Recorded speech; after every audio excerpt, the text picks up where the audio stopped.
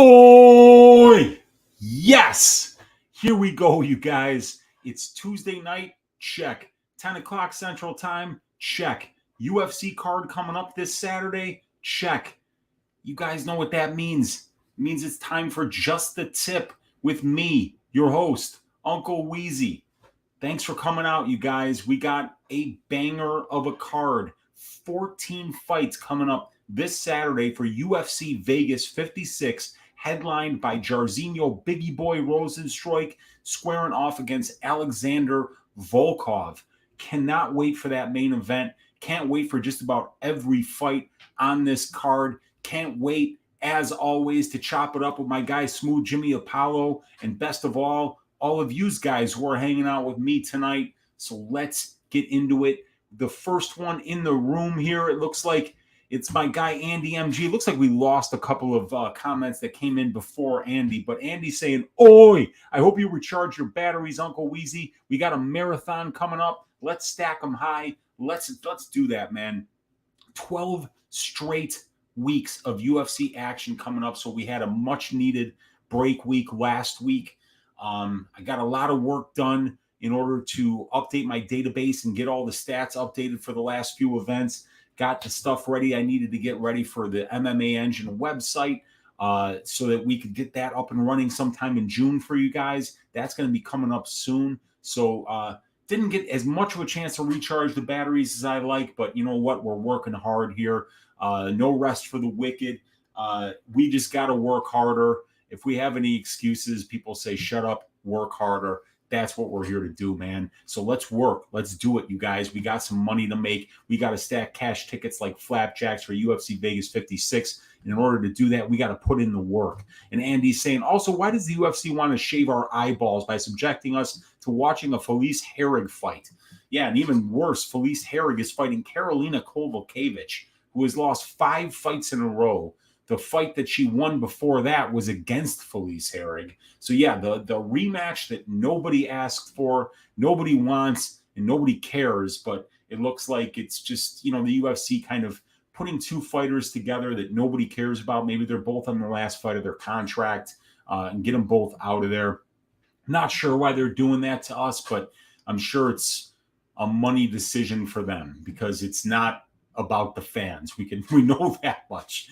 My guy MMA Code saying, "Oi, let's make some money." We got Lou Bet in the room saying Askar Mozharov's record has been readjusted again today. He's now 3-11. Wow, dude. He was like 27-8 just about a week ago. But evidently, there were some fights that were left out of Askar Mozharov's record, and I think that there's at least 3 losses and maybe a couple of wins in there that were never even cataloged. And this guy had fought nothing but tomato cans to begin with anyway. So very interesting debut here with Askar Mozharov. I'm not exactly sure what to think of this guy. But, yeah, the record that we saw 2 days ago has been updated with a lot more fights. It's a big red flag. Daz Files saying, "Oi, let's go. Start the marathon, not a sprint." And, yeah, man, we don't want to be sprinting out of the gates. We got 12 straight weeks to go. I've got a lot of action on this card, but there's one big bet. I do have a max bet on this card that I'm probably going to be arbing out of because it was a mistake line that I bet. Chris for the Love MMA saying, "Oi, let's hope this week we don't have any fucking blind judges." Yeah, a fat chance, dude. We're gonna probably have 3 blind judges. Daz Files saying Menifield's fight's always something untenable. Yeah, I mean, Menifield is not great either, but this guy that he's fighting, I mean, 11 losses, all of them inside the distance. You want to talk about a massive red flag there, too. Plus the fact he's lying about losses that are on his record that aren't on his fucking Tapology page. It's crazy. Papa Chuck saying, butter, syrup, and Tuesday nights. Time to eat. Let's go. You got that right, man. We got to stack them high, Papa Chuck. We got Lou Betya saying, "Is Daniel Argueta top 5 most handsome fighters? Asking for a friend." No, man, he's not in the top 5. He does have a beautiful head of hair on him, that kid Argueta. And I would say he's got to be top 10 for most beautiful heads of hair in the UFC. That hair is a gift from God. He should wear it long. He should show it, get it down to his shoulders. Let it just kind of let that lettuce fly in all its glory, because it is absolutely gorgeous. My guy, DFS by the numbers, saying not as handsome as Yan Kwehi. And boy, if you don't know who Yan Kwehi is, this tank of a woman looks like she's been pulling a plow for her entire life. This was Karine Silva's last fight. So let's see here if I can find a picture of the handsome Yan Kwehi for you guys here. Let me see. Why won't it let me share the screen? Wow, this is not good. It is not letting me share my screen here. And wow, StreamYard problems, you guys. All right, let me try this. Share, and then we get this off. Okay. So now we're sharing the screen. Beautiful. There's my guy, Smooth Jimmy. And then if we can bring up down here my screen, there she is, Yan Kwehi. Looks like the dude that played Chong Li in the movie Bloodsport. If you know who Bolo Young is, this looks like Bolo Young's illegitimate daughter, Yan Kwehi. That, my friends, is handsome. Beautiful parted hair, straight as an arrow, face like a frying pan. That is Yan Kwehi, ladies and gentlemen, and that's why we look to guys like DFS by the numbers for analysis like this, because plain and simple, you don't get that kind of analysis anywhere else. That is the most handsome fighter that has fought in the UFC. Not an official UFC fighter just yet, you guys, but yes, handsome as hell. And let's see what we got here. You guys are killing it in the chat. Lou Betya saying he's got wrong Zhu number 1. Hammer and Hog saying Virna Jandiroba is the most handsome fighter, hands down. I got to agree with you there. Beautiful head of hair and a handsome face, strong features. So I'm going with you. At Lou Betya, is your friend's name Blue Get Ya?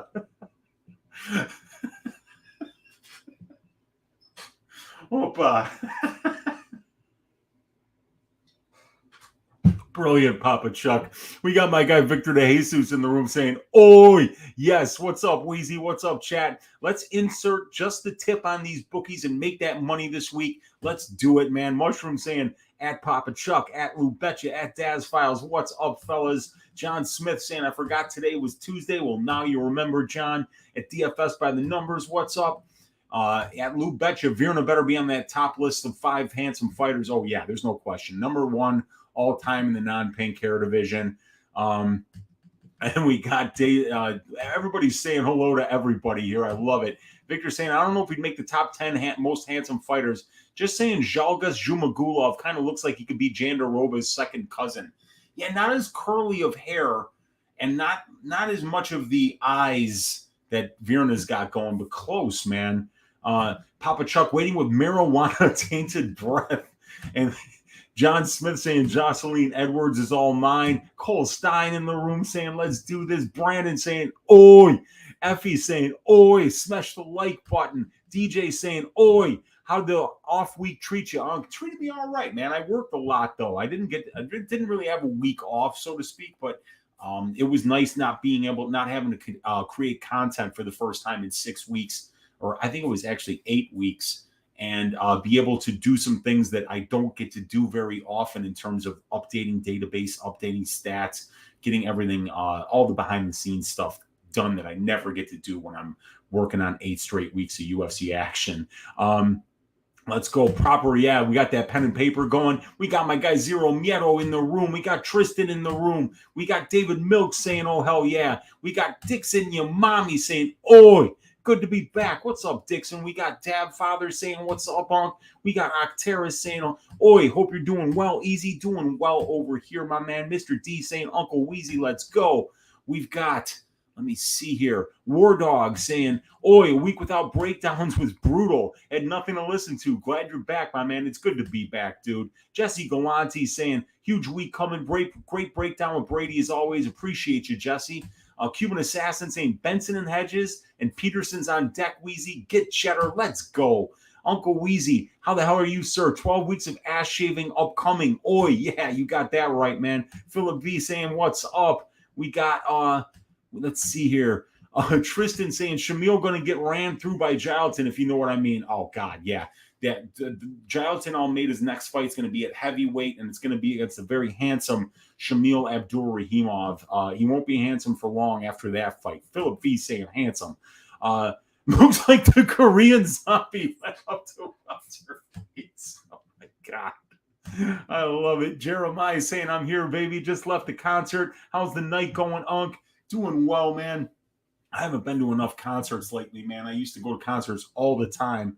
But after COVID, man, things kind of shut down here in the city. Things are just starting to get back up, and hopefully some of my favorite bands will be coming through town soon enough, and I'll be able to join some of you guys at some concerts. But right now, it's all about just the tip. We got Andy MG saying Bolo Young.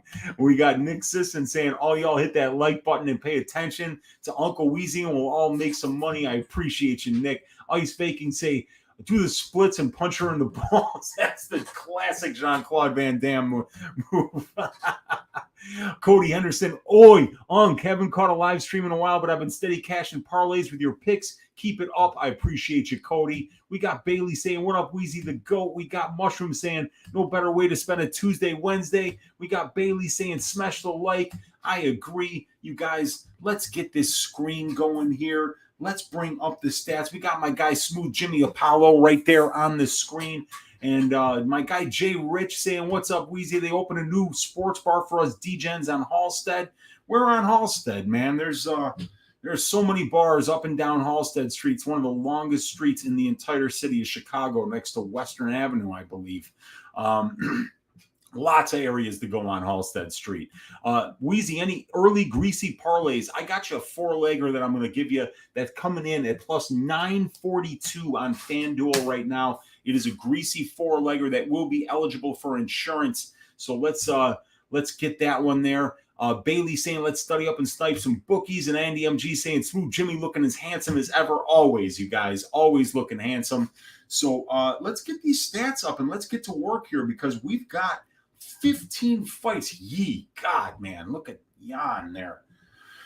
Woo! Okay, so let's zoom in on these stats, and we can start right here with Erin Cold-Blooded Blanchfield stepping in against JJ Aldrich, you guys. And as always, you know this, we are looking to have pockets thicker than one Parker Porter, you guys. So in order to do that, we've got to get our work in. Oh, and by the way, very, very quick update from 2 weeks ago. I shit the bed on the ass shaving of the week. Holly Holm just didn't look like herself out there. I thought she clearly won the fight. 10 minutes of control time to 1 minute of control time for Vieira. The striking exchanges were about 50-50. Holly landed a knockdown. Ketlin didn't. So I had Holly winning the fight, but the fact is that I bet Holly at minus 240, you guys, and she barely looked minus 120. So really bad pick on my part. The judges didn't do their part, but I mean,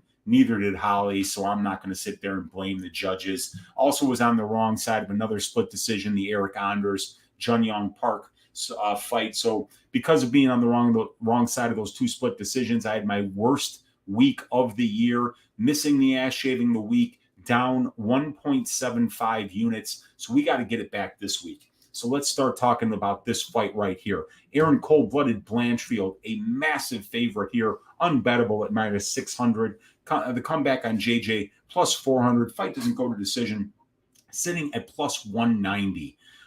So we've got Erin Blanchfield being 6 years younger here, and it's JJ who's going to be a little bit bigger with a 1-inch height and reach advantage. JJ is a southpaw as well. So it's JJ with 6 more professional fights, about 90 more minutes in the pro cage, and about 3.5 more years as a pro mixed martial artist. And we've got 8 more UFC level fights for Aldrich and about 113 more minutes in the UFC cage. So Aldrich is bigger and she's more experienced. And Erin Blanchfield about 6 years younger, though. And we've got Cold-Blooded has finished 3 of her 8 wins inside the distance, and JJ Aldrich 2 of 11 wins inside the distance. So only 5 of 19 combined wins inside the distance for these two ladies. Just over 25% of their wins coming inside the distance. Aldrich finishing 2 of 4 losses. Cold-Blooded has never been finished. When we look at the striking stats here, we've got 5.53 significant strikes landed per minute and 2.07 absorbed for Cold-Blooded, almost a 60% striking accuracy and a 65% striking defense. We've got JJ Aldrich is actually absorbing about 0.4 more significant strikes per minute than she lands. She's got a 45% striking accuracy and a striking defense sitting around 61.5%, and she's never been knocked down in 10 UFC fights. So, the numbers look better for Cold-Blooded Blanchfield, but the reality is that when this is at distance, it'll be Aldrich who is the better striker here.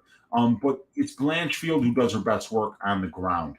Look at this. 10 of 11 takedowns completed. 90.91% takedown accuracy, 5 takedowns per 15 minutes, and 72.39% control time for, and 0.33% control time against, 100% takedown defense. So, Erin has dominated about 3/4 of the cage time that she's been in the UFC cage. She's been controlling her opponents. So even if you win the striking exchanges against her, chances are that you might win about 10 to 15% of the fight, and the other 70% that you're being controlled by Erin, you're losing quite heavily. So this is a bad spot for JJ if she can't keep it on the feet.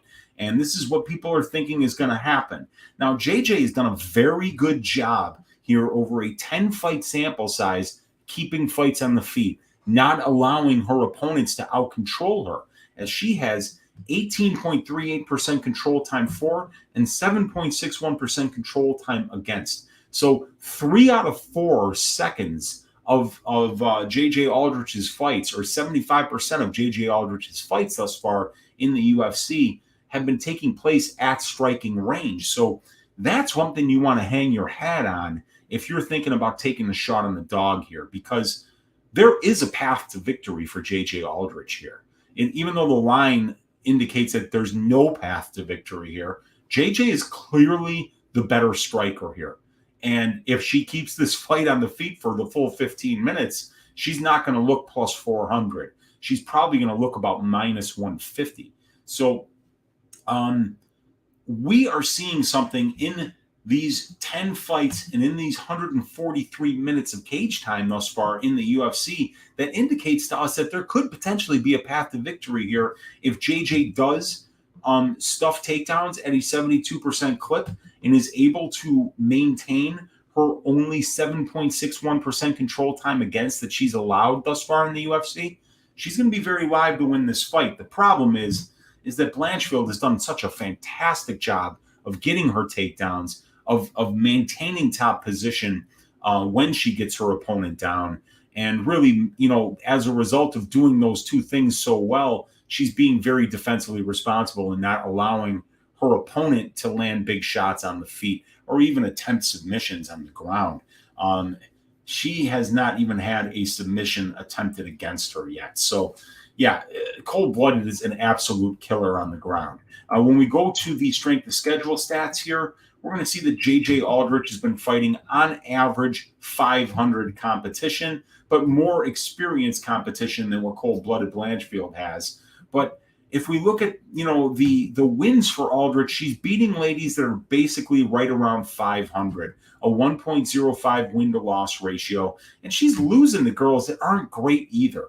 Less than a 500 record to the girls that she's lost to. So I get it. I see why Cold-Blooded is a huge favorite here, but at minus 600, she's unbettable because there's a path to victory for JJ Aldrich here. So this is pretty easy for me. I'm picking Cold-Blooded Blanchfield to win this fight. I'm picking her to win it via decision, but I'm not betting it. I can't bet minus 600. And right now for Blanchfield, Blanchfield by decision is it's minus money. It's juiced up to minus 175 on FanDuel and minus 190 on Bet Online. So this is not a bettable fight by any stretch of the imagination here. Fight doesn't go to decision, juiced up it's up at plus 190. Fight goes minus 240. There's really nothing here that's sticking out. I'm just going to enjoy the performance of Erin Blanchfield. I'm picking her to win this clearly with her grappling, with her top control, with her ground and pound. And we'll just move on to that next fight, you guys. Oh, and by the way, before we go, we got a little ring-a-ding-ding here in the house. My guy Josh Locke stepping in with a $5 donation. Much appreciation, Josh. I really love it when people help keep the lights on here at Uncle Weezy's channel. And he says, Weezy, let's stack those flapjacks this Saturday. Let's do it, man. And I'm stacking donations like flapjacks because I think we see my guy F. Carrillo in the room, ring-a-ding-ding, supporting his Uncle Weezy as well. Much love to my guy F. Carrillo, saying humble as thanks, Unc. Thankful from the best state, Texas. I might be joining you one day down there in Texas, F. Carrillo, because I live up here in Chicago, Illinois. It's cold all the time. Our politicians are literally the worst in the country. We've got crime. We've got shit weather. I think that now that I'm getting a little bit older, I might have to get a little bit smarter and go down south to where the weather is actually livable 12 months a year. And then I could be down there with some good Southern folks down there in Texas or in Florida or in Arizona or something. I think I might be moving down south there with you guys. You guys seem to definitely know what the hell you're doing down there. So I appreciate you, F. Carrillo. Appreciate you guys for donating to the show. It means a lot. But the next fight that we're going to go to here is going to be my guy, the Greek freak, Andreas Michailidis, stepping into the ring against Rinat Fakhretdinov. Fakhretdinov, a big favorite here at minus 260. The fight doesn't go to decision, sitting over at minus 180. Oh my God, my guy Zero Miedo in the house saying, get yourself some Chipotle. I might actually do that, but man, we made some arrachera here last night. I made my famous black bean soup, some of my cilantro lime rice, and we had some veggies, and oh man, we had a really, really good barbecue here. But yeah, man. And the Dab Father's saying Houston, and F. Carlo saying Dab the Woodlands here. There we go, man. And Tristan saying Michailidis got hit so hard from Pereira he dropped to welterweight. My God, man, he's right about that. But thank you, ring-a-ding-ding. My guy Zero Miedo buying me some Chipotle. Much love, brother. I appreciate you, man. But yeah, let's get into this Michailidis Fakhretdinov fight. I've got a max bet on this fight, you guys. I found a line on Caesars. Want to shout out my guy Brandon 9801, who I know is in the chat here. He pointed out in the DFS by the numbers Discord that Caesars had made a huge mistake on this line, and he had gotten fight doesn't go to decision for Michailidis Fakhretdinov at plus money. I think he got it at plus 100. I got in there at minus 115. I hit it for 5 units. And I believe right now the fight doesn't go to decision for this fight is sitting at minus 190 on Caesars, minus 180. So I can arb out of this bet at any time. But I do think that this fight finishes inside the distance. And if we take a quick look here at the prop template, you guys, we can check for Fakhretdinov Michailidis if we were to zoom in on this number right here. This is Fakhretdinov, and this is Michailidis. 32 of their 37 professional fights have finished inside the distance. That is 86.5% combined. The line at minus 115 is only a 53% implied probability, but it's much worse than that now. So let's say it's like at minus 180.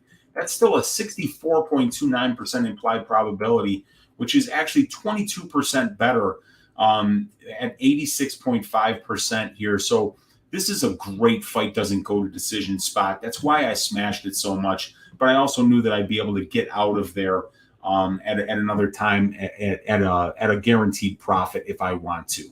But when we look at the size here, both of these guys, first of all, are making their debut at 170 pounds. Michailidis has fought at 205 and 185 in the past, and Fakhretdinov has been a middleweight for his whole career. So both of these guys, according to the UFC, let me just make sure that this is still listed as a welterweight fight. Yeah, it's still listed as a welterweight fight. I don't get it.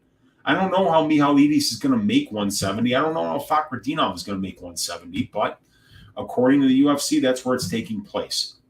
Another reason to love the fight doesn't go to decision, because you're going to have two guys who are dealing with a weight cut that they can barely handle. Oh, hell yeah. And we got my guy Keep It Cool, ring-a-ding-ding, saying now Weezy can get chips and guac with that Chipotle meal. My man, I appreciate you. Thank you for keeping the lights on here in your Uncle Weezy's office, my man. I appreciate you, dude. But yeah, the experience numbers here, you guys are very similar. Let me make sure that I've got my banner up. I do. Okay. We've got one more fight for Fakhretdinov, 8 more minutes in the pro cage for Fakhretdinov, but it's Michailidis with almost a 13-year career. So only 18 fights in 13 years for Michailidis, while Fakhretdinov fighting a little more than twice a year. It's Michailidis with the UFC experience, having 25 minutes in the UFC cage and 3 fights. Both of these guys, great finishers here. As we see, Fakhretdinov has got an 89% finish rate as a pro, and that Michailidis has got an 85% finish rate. Michailidis finished in all 5 of his losses. Fakhretdinov only lost once, and that was a decision loss. So we don't have any striking stats for Fakhretdinov or grappling stats.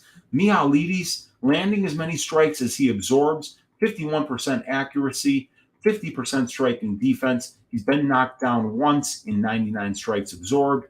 Michailidis outcontrolling his opponents 24.18% to 1%.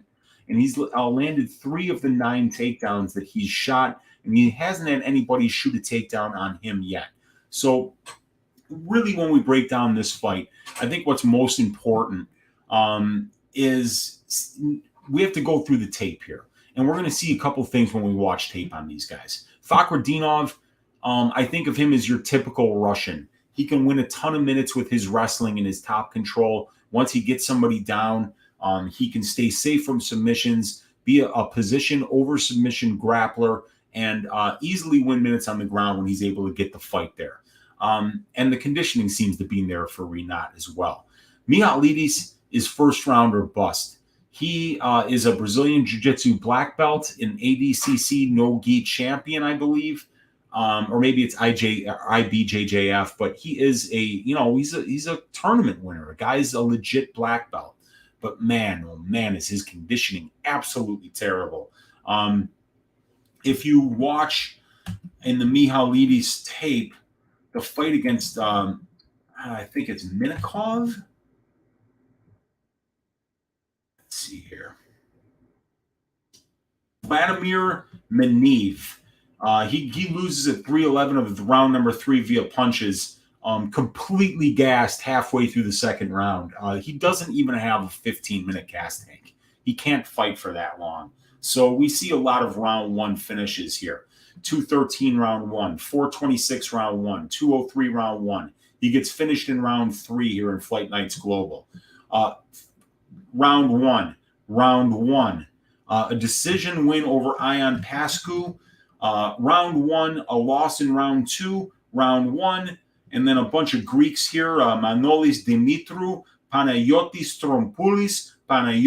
Trompoulis again, and then Yorgos Skoloudis. So yeah, he's beaten up a few Greeks. He got Daniel Hernandez on King of the Cage. But if you look, he's definitely finishing fights inside the distance, and they're very rarely even going into the third round. And other than the KB Buller fight and the Ion Pascu fight, every one of his fights is finished inside the distance, and most of them have finished in round 1. So I love the fight doesn't go to decision here. I think that Fakhretdinov, if he survives round 1, is going to easily win round 2 and round 3 on his way to a decision, or probably even finish Michailidis, because Michailidis has never seen the scorecards in a loss before, and he does have 5 professional losses in only 18 fights. So he is not what I would call a durable guy, and he does not have a great gas tank. So he's kind of first round or bust here. And since he's probably not going to be winning a point fighting kickboxing match with Fakhretdinov, because it'll just be a matter of time before Fakhretdinov takes him down, I like Fakhretdinov quite a bit to win this fight. I don't quite think Michailidis is UFC level. He's well-rounded. It's just that the conditioning isn't there. Now he's cutting an additional 15 pounds. That can make him potentially chinnier, and it could also really fuck with his gas tank. Love the fight doesn't go to decision for this fight, and I also think that Rinat Fakhretdinov gets this done inside the distance, probably in the second round by knockout. Next fight, we've got my guy, El Jefe. Let me just get some.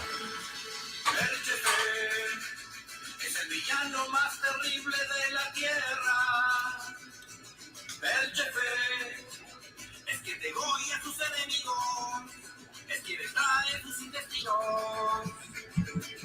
El jefe es el villano más terrible de la tierra. El jefe es quien degolla a sus enemigos, es quien extrae sus intestinos. El jefe. ¡Au! El Jefe, my guy, Jeff Molina, stepping into the cage against one Zhalgas Zhumagulov, you guys. This is going to be a banger. And we got El Jefe is 9 years younger here. He is 2 inches taller and has a 3-inch reach advantage. Zhumagulov fights out of both stances. You know, Molina does too. He does switch stances a lot, but it has him listed as an orthodox fighter. Glory MMA is where Molina has been ever since his first professional fight. We got Zhalgas fighting out of Erin Kush in Kazakhstan. So Zhumagulov here is going to have an 8-fight professional advantage here. He's got about 150 more minutes in the pro cage and about 3 more years as a pro. And 1 more UFC level fight, 1 more, like they have almost the exact amount of UFC cage time. So the UFC experience very similar for Molina and Zhumagulov, but it's only been 2 UFC level fights and 1 contender series fight for Molina, while all 4 of Zhumagulov's UFC fights have been UFC fights, not contender series fights. So in terms of the finishing numbers for these guys, Molina, 80% of his 10 wins inside the distance, 4 by submission, 4 by knockout, 2 by decision.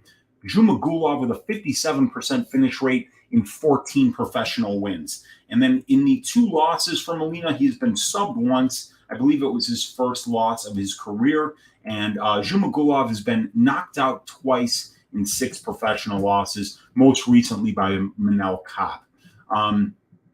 If we look at Molina's numbers here, they're basically like video game numbers. He's landing 8.72 significant strikes per minute and only absorbing 6.12. So that is a positive 2.6 significant strike differential per minute.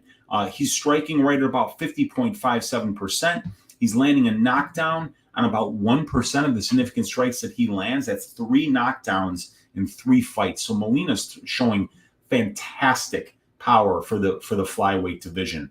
1.26 knockdowns per 15 minutes. And he's showing 53% striking defense. We'd like to see that get better, but it's not horrible either. And it's not like Zhumagulov has got fantastic defense here at 54%. So Zhumagulov is absorbing about a half strike more per minute than he's landing, and his opponents are out throwing him by about 1.3 significant strikes per minute. He's been knocked down twice in only 4 fights. So we like the fact that Molina has got 3 knockdowns in 3 fights and that Zhumagulov has been knocked down twice in 4 fights. So not only are we seeing Molina throwing more strikes than his opponents, landing more strikes than his opponents, he's also a little more accurate and he's a lot more powerful, and Zhumagulov is shown to be a lot more chinny. And not only that, you know, I like Molina's chin. The dude's legitimately tough. He's absorbed some big shots and eaten them like flapjacks. So I really think that Molina's got a really good chin, even though we haven't seen it really tested yet. He took some shots from Aori. He took some shots from Jacob Silva, and really looks like he's got the requisite toughness in order to last at this level. If we look at the grappling stats for these two guys, Molina has not completed a takedown yet at the UFC level, and he's been taken down 5 times on only 8 attempts. So that's not good. But what is very, very good is the fact that Molina's out controlling his opponents 18.27% to 10.39%, despite the fact that Molina has 0 takedowns and his opponents have 5. So it goes to show you that Molina can win minutes on the cage with his clinch control, and that when you take this guy down, he's very hard to keep down. He will fish for submissions. He does have a really good top game when he's on top of you on the ground. And when he is on his back, he's going to look for submissions. And if they don't come immediately, he's going to work back to the cage and get back up. So Molina hasn't really shown the ability to be able to win minutes with his wrestling yet. But when you watch him on the regional scene against some lower level competition, it's clear that when this guy does get top position on the ground, he can do things with it. He can win minutes and he can win fights. So I think the ground is going to be very close between these two guys. I know Molina has at least a purple belt in Brazilian Jiu-Jitsu. And Zhalgas is a guy that, even though he hasn't shown the power yet at the UFC level, this dude chucks heat, and he is looking to take your head off. But it looks like Jeff will be the crisper boxer, straighter punches, and he's more of a touch guy rather than the big overhands that we see from somebody like Zhalgas, who's trying to take your head off with every shot. So I think that it'll be Molina's punches getting there first. I think he'll be able to defend well against Zhalgas. And even if Zhalgas does land a big shot, I think Jeff's shown a good enough chin thus far for us to believe that he can get past it and continue to do what he does, which is turn up the pace and the volume as the fight goes on and really be able to be comfortable everywhere, whether it's in the grappling, whether it's in the clinch, or whether it's in the striking exchanges. Jeff has just looked really good and really confident so far. He's also kind of mean, too. Neither one of these guys is fighting great competition thus far in the UFC, though. Zhalgas and Jeff are facing, on average, guys with losing records and beating, on average, guys with 1 win for every 3 losses. So, neither of these guys are knocking the cover off the ball in terms of who they've beaten thus far at this level. The wins for Zhumagulov are against Jerome Rivera, who's 1-4 in the UFC. And the wins for Jeff Molina are against Jacob the Animal Silva. The Quileng fight was close, and then Daniel Lacerda. But the thing about Zhumagulov is that while Jeff Molina was beating Chance Wilson and Kenny Porter and some of these guys on the regional scene that had like 3-7 records, 4-10 records, Zhalgas Zhumagulov was beating Ali Bagatinov, Tagir Ulanbekov, Tyson Nam. So let's look at this real quick here, you guys. I just want to make this a point because as good as Molina looks, and I think that Molina's a little bit better on the feet, I think his conditioning is a lot better. I think his toughness is right there with Zhumagulov. I think his ground game is definitely on par with Zhumagulov's, but the experience is not the same. Zhumagulov has got a big-time experience advantage. And I just want to show you guys here at Molina, because he's looked fantastic thus far in the UFC, getting the wins over to Silva, Aori, and Silva. Kenny Porter, 11-5. He gets that win via arm triangle choke. But Chance Wilson was 2-1. Johnny Rhodes was 9-17. Joey Estrada, 3-7. Joey Scanlon, 0-1. And those fights are coming in 2019 and 2018. Back in 2018, Zhalgas Zhumagulov is fighting Ali Bagatinov back in 2019. Tagir Ulanbekov in 18. Tyson Nam in 18. Hake in 17. Asatryan in 2017. Another Bagatinov here. So he's fighting good guys in Fight Nights Global. Really good Russian guys. While Molina's crushing cans, in Kansas City, This guy's fighting guys that, you know, have fought for belts at the UFC level, and Ali Fakhretdinov. So I want to make it very clear here that while I think Molina does have the advantage everywhere, this is a step up in competition. And that while Molina was crushing cans, Zhumagulov was fighting legit guys and going 5 rounds against them. So Molina's bigger. He's younger. He's going to be the better striker here. And I think that he's the more efficient guy at winning minutes on the ground. But Zhumagulov has got the experience advantage and the strength of schedule advantage. So I'm going to have to pick Jeff Molina to win this fight by decision. But I think the line is a little bit wide right here. And I'm going to be probably staying away from this fight as a whole, because I think that Zhalgas at this particular line here, plus 155, is fairly live. And Zhalgas by decision, because he's been in close fights, is Zhumagulov plus 330 by decision. That's not a bad look if you're on the Zhumagulov side, in my opinion, because Molina is very tough, very difficult to finish. And I don't think we've seen Molina finished, I believe, since his first professional fight, if I'm not mistaken. Let me just get that information for you guys here. Yeah, Stephen Merrill, rear naked choke, 103 of round 1 back in 2017. And Merrill is now 5-9. The surgeon, Stephen Merrill, was 4-0 when after he submitted Molina, and now he's 5-9. What happened to Stephen the Surgeon Merrill? But either way, you guys, I'm going with El Chefe here by decision. Next fight. Ooh, I spent a lot of time taping this one. This is a fascinating fight. Johnny Munoz Jr., Kid Kavenbo, is going to be squaring off against Tony Gravely here. So we've got Gravely coming in as the favorite, minus 127. Johnny Munoz Jr. plus 107. Fight doesn't go to decision. Juiced up at about minus 140 right now. Let me see here. Yeah, okay. All right.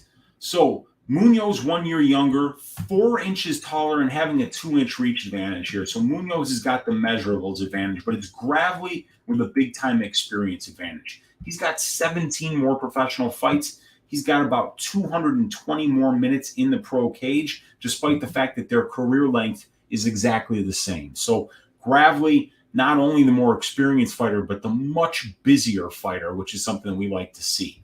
He's also got 4 more fights at the UFC level and about almost 50 more minutes in the UFC cage. Both of these guys are pretty good finishers. Gravely at about 55%, so about 12 of his 22 wins. But for Munoz, it's 82%, so 9 of his 11 wins coming inside the distance. Munoz has never been finished in 12 professional fights. Tony Gravely's been finished in 6 of his 7 professional losses, 5 by submission, 1 by knockout.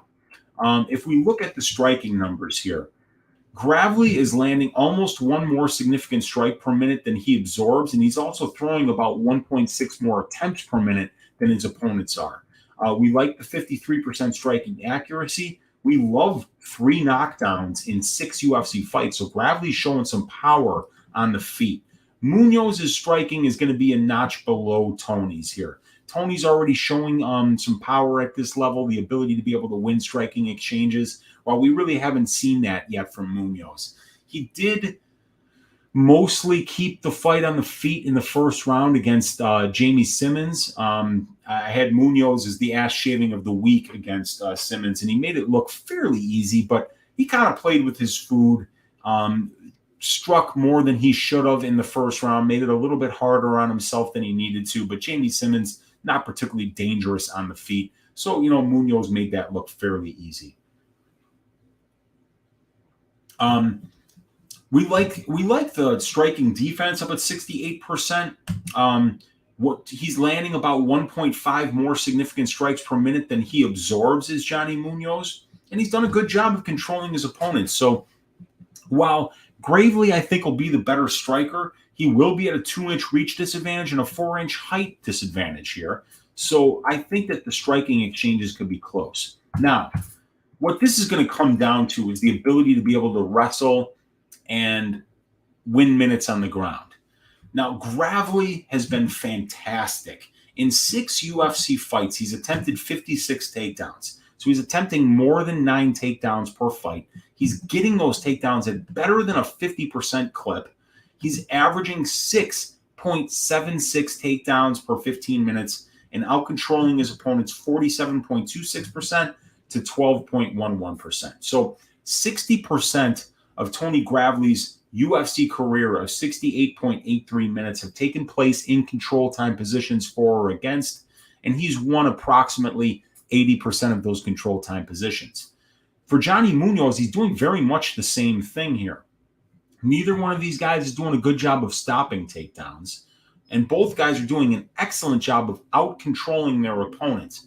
Munoz a little more on the fence than on the ground, but both of these guys are very similar fighters. Gravely's going to be the better wrestler, the more likely guy to be able to get the fight to the ground. And once the fight gets to the ground, Johnny Munoz will be the guy that's more likely to lock up a submission. So it's going to be about Gravely getting this fight to the ground and staying safe from the Brazilian Jiu-Jitsu of Munoz, which is super high level. So this kid Munoz is one of these guys who grew up doing it.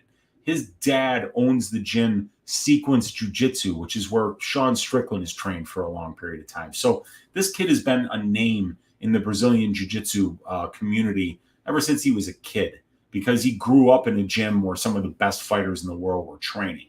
So Munoz has got super high-level Brazilian Jiu-Jitsu, and Tony Gravely's been finished in 5 of his 7 pro losses by submission here. So, you know, this is going to be a very interesting stylistic matchup, and I think that this fight is lined very accurately right now. I think Gravely's more experienced. He's the better wrestler, and if he's able to stay safe from submissions on the ground like he did against Simon Oliveira, like he has done against some of these other really good grapplers at the UFC level, I think he can win this fight.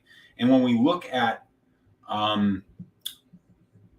if we look at the career of Gravely, we're going to see that he's fought a lot of similar opponents already to Johnny Munoz Jr. Gravely has seen a lot of grapplers thus far. Brett Johns, Geraldo de Freitas,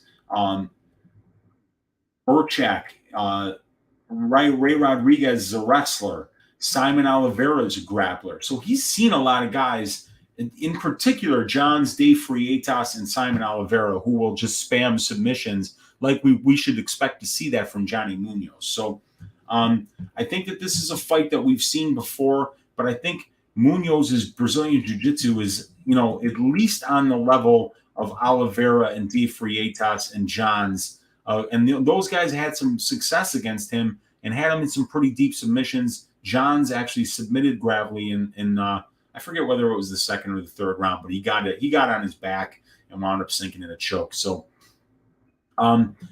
Munoz fighting the slightly better brand of competition here with at least people with winning records, but not very experienced. The win's a little bit better for Tony Gravely. So Gravely's got the experience advantage. He's fought the better brand of competition, and he should have the striking advantage here. And he should have the advantage when it comes to being able to decide whether the fight takes place standing, on the cage, or on the ground, because I believe he's the better and more accurate wrestler. And the numbers do kind of play that out here, as Gravely is getting his takedowns at a 55% clip, and Munoz is getting his takedowns at a 21% clip. So, but we saw Munoz have a lot more success against Simmons than he did against Manis. So this is going to be a very close fight. I am leaning Tony Gravely here. I think Gravely gets this done. If he were to get it done, I think he gets it done by decision. But Munoz very live for a submission, and I think that Munoz can win a decision too, because his Brazilian Jiu-Jitsu is so good that I think he can use it to sweep. And I think if he gets on top of Gravely, Gravely's going to have a very hard time getting back up, because he's going to have to be so defensively responsible with this guy on top of him, who's got so many different ways to submit you and can do it in a way that's very cheeky, very high level. The arm bar that I saw Munoz get, I don't know if it was against Uriel Dominguez or if it was the fight before that, was just absolutely gorgeous. You should see. the way this guy works for some of the arm bars that he gets. Very high level Brazilian jiu-jitsu, and Gravely's been caught quite a bit. But my prediction for this fight is going to be that Gravely's going to be able to get the takedowns. He's going to win the minutes on the feet that do take place on the feet. And if he stays safe from submissions for 3 rounds, I think he wins enough minutes in order to get the nod here. So, Tony Gravely by decision is going to be the pick, you guys. The next fight is going to be Stolze versus Saint-Denis. Let me just get some coffee here. Okay.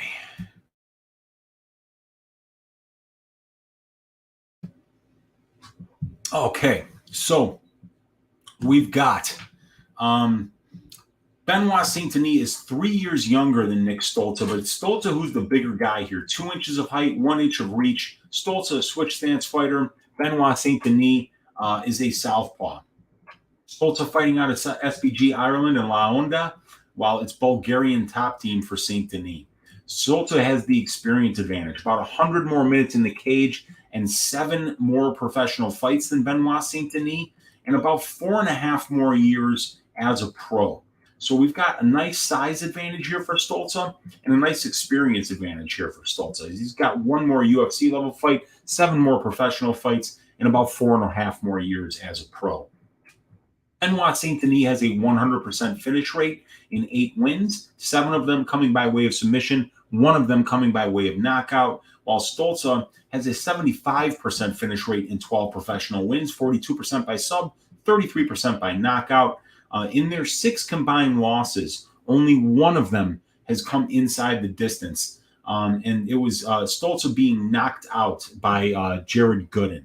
Stolze has never been submitted.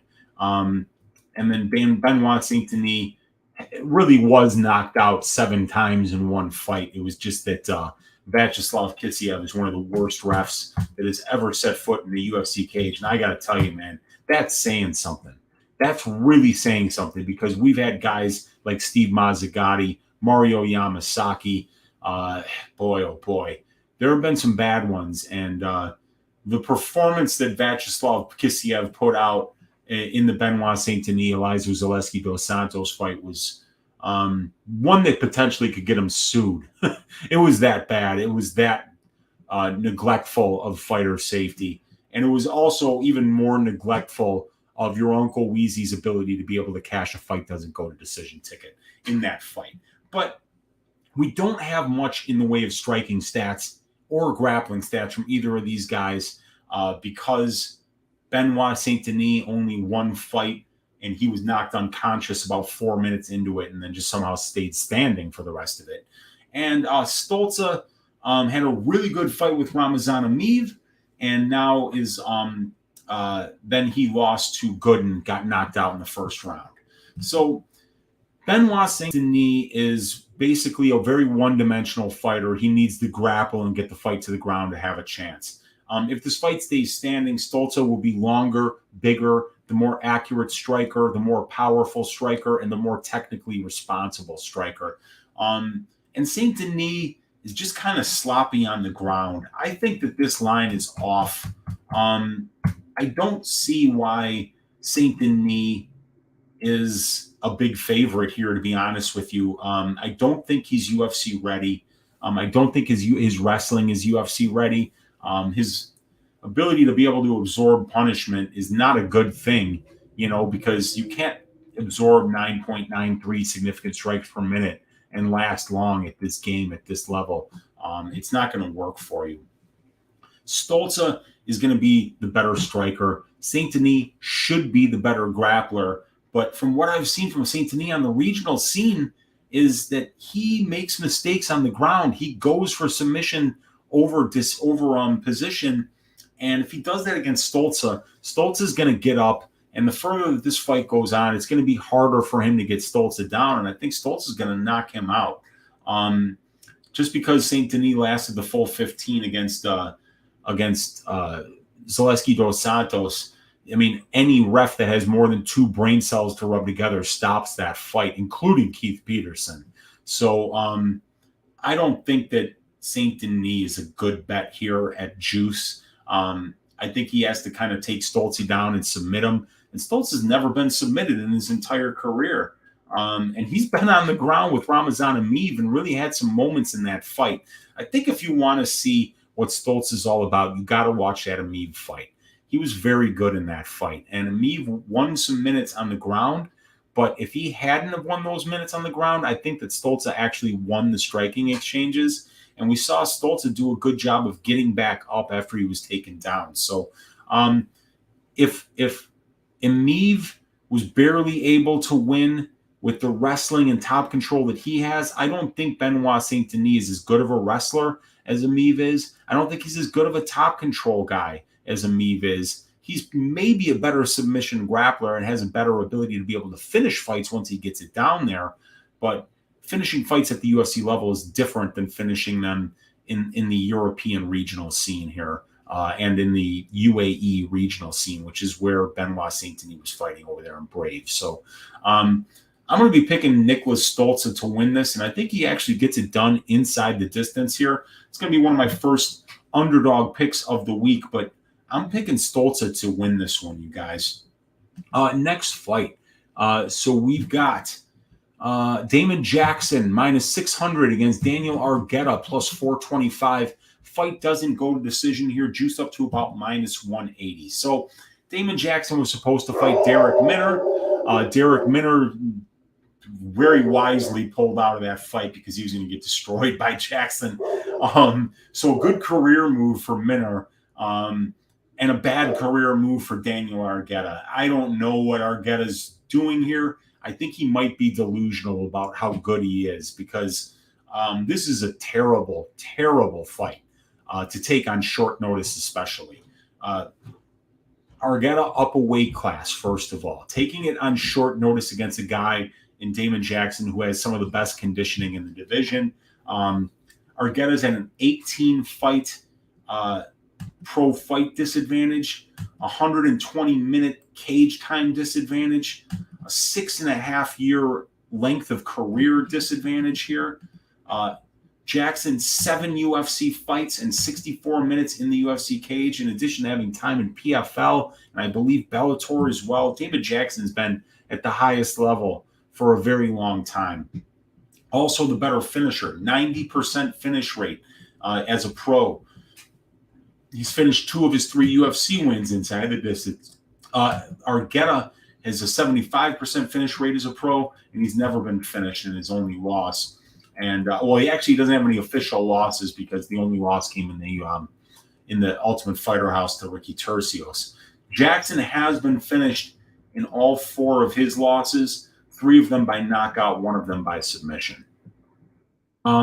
Jackson absorbs about 0.45 more significant strikes per minute than he lands, 39% striking accuracy, 50% striking defense. He's been knocked down once in 7 fights.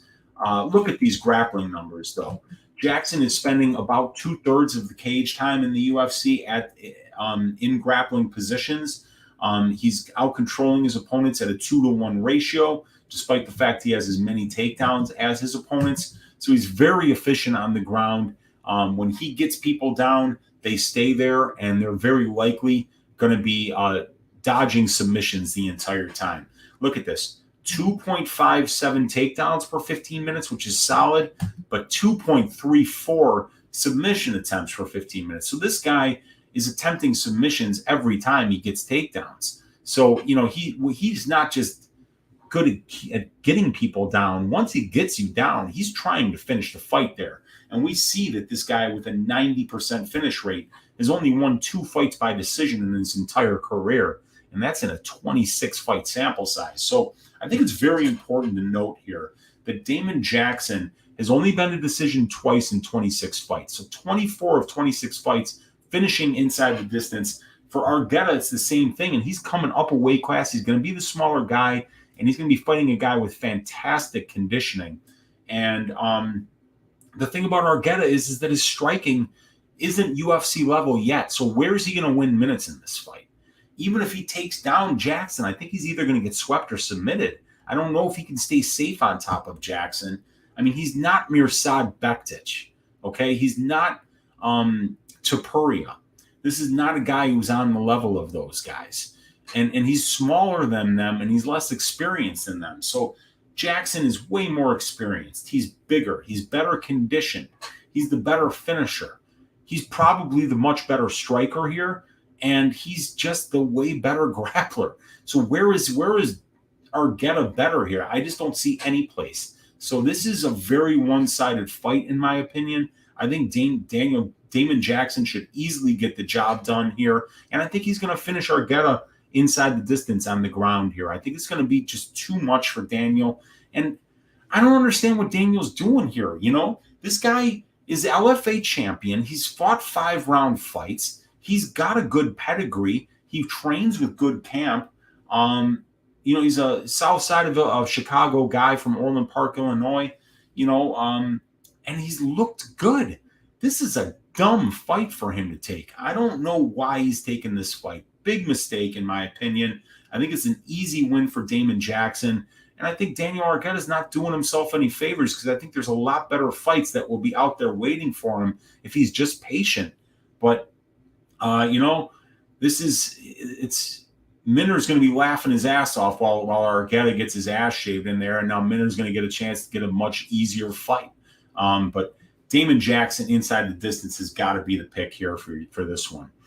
Next fight, Joe Solecki versus Alex De Silva. All right, so let me get these stats up here for you guys. And let me see what's going on in here. And let's see. Yeah. All right.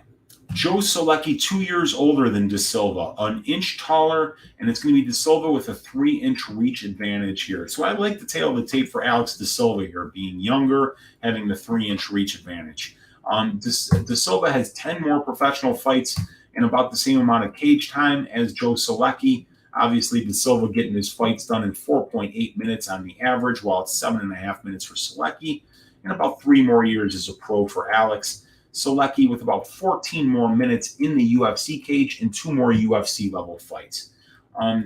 It's a 73% finish rate for Solecki, a 95% finish rate for Alex De Silva. De Silva's been finished in 1 of 3 losses. Solecki's been finished in 1 of 3 losses. So you got 2 guys here that definitely prefer to grapple. In terms of the striking, Joe Solecki's striking is not UFC level at all. He lost to Jared Gordon in the 3rd round. It was a striking match for the full 5 minutes. He didn't even have the energy to try to take down Gordon. Very unimpressed with Joe Solecki's last performance. I thought it was dog shit. And I thought, I had money on Solecki, so I think maybe that I'm a little bit salty and I'm overrating how bad Solecki was in that performance. But if I'm looking at it objectively, he won the 1st round easily, and then in the 2nd round he gets a takedown and then gets swept and then does nothing from the bottom and just is happy to stay there and not attack and not try to get back to his feet and do nothing. So he kind of gave up that 2nd round and then comes out there in the 3rd round knowing that he has to win that round in order to win the fight, and he doesn't do anything that makes him a good fighter. He's not shooting takedowns, he's not grappling, and he's out there striking at distance with a way below average striker in Jared Gordon, and he lost to him. So if you can lose a minute to Jared Gordon, you're going to lose minutes on the feet to Alex De Silva. Alex De Silva, while he was still fresh, was winning striking exchanges with Brad Riddell here. So, there's 2 major holes I see in Joe Solecki's game that are going to be a problem for him at the UFC level.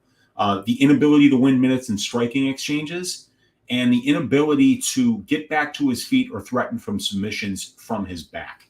So I can't lay juice on Joe Solecki unless he's fighting somebody with a horseshit ground game, because the 2 massive holes in his game are really big parts of mixed martial arts, being able to get back up off your back and being able to win minutes on the feet. Solecki's incapable of doing either. And Alex De Silva is doing a lot of the same things well that Solecki does well when he wins. So we see Solecki here over 50% of his takedowns. Out-controlling his opponents 58% to 12%. So Joe Solecki, for somebody who has shit striking like Solecki does, you like seeing that he's spending 70% of his UFC cage time in control time positions for or against. So that means only 3 of 10 seconds on average is with him striking, where he's not going to win minutes. But Silva's doing the same thing. Silva has 57% control time in his own right, and he's actually allowing less control time than Solecki. So De Silva has been just as good at taking people down and winning minutes on the ground at the UFC level as Solecki has. The problem is that Solecki, if he gets put on his back, won't get up, while we can count on De Silva to do it. And De Silva will probably be winning minutes on the feet. If we look at the strength of schedule stats here, Solecki, much better.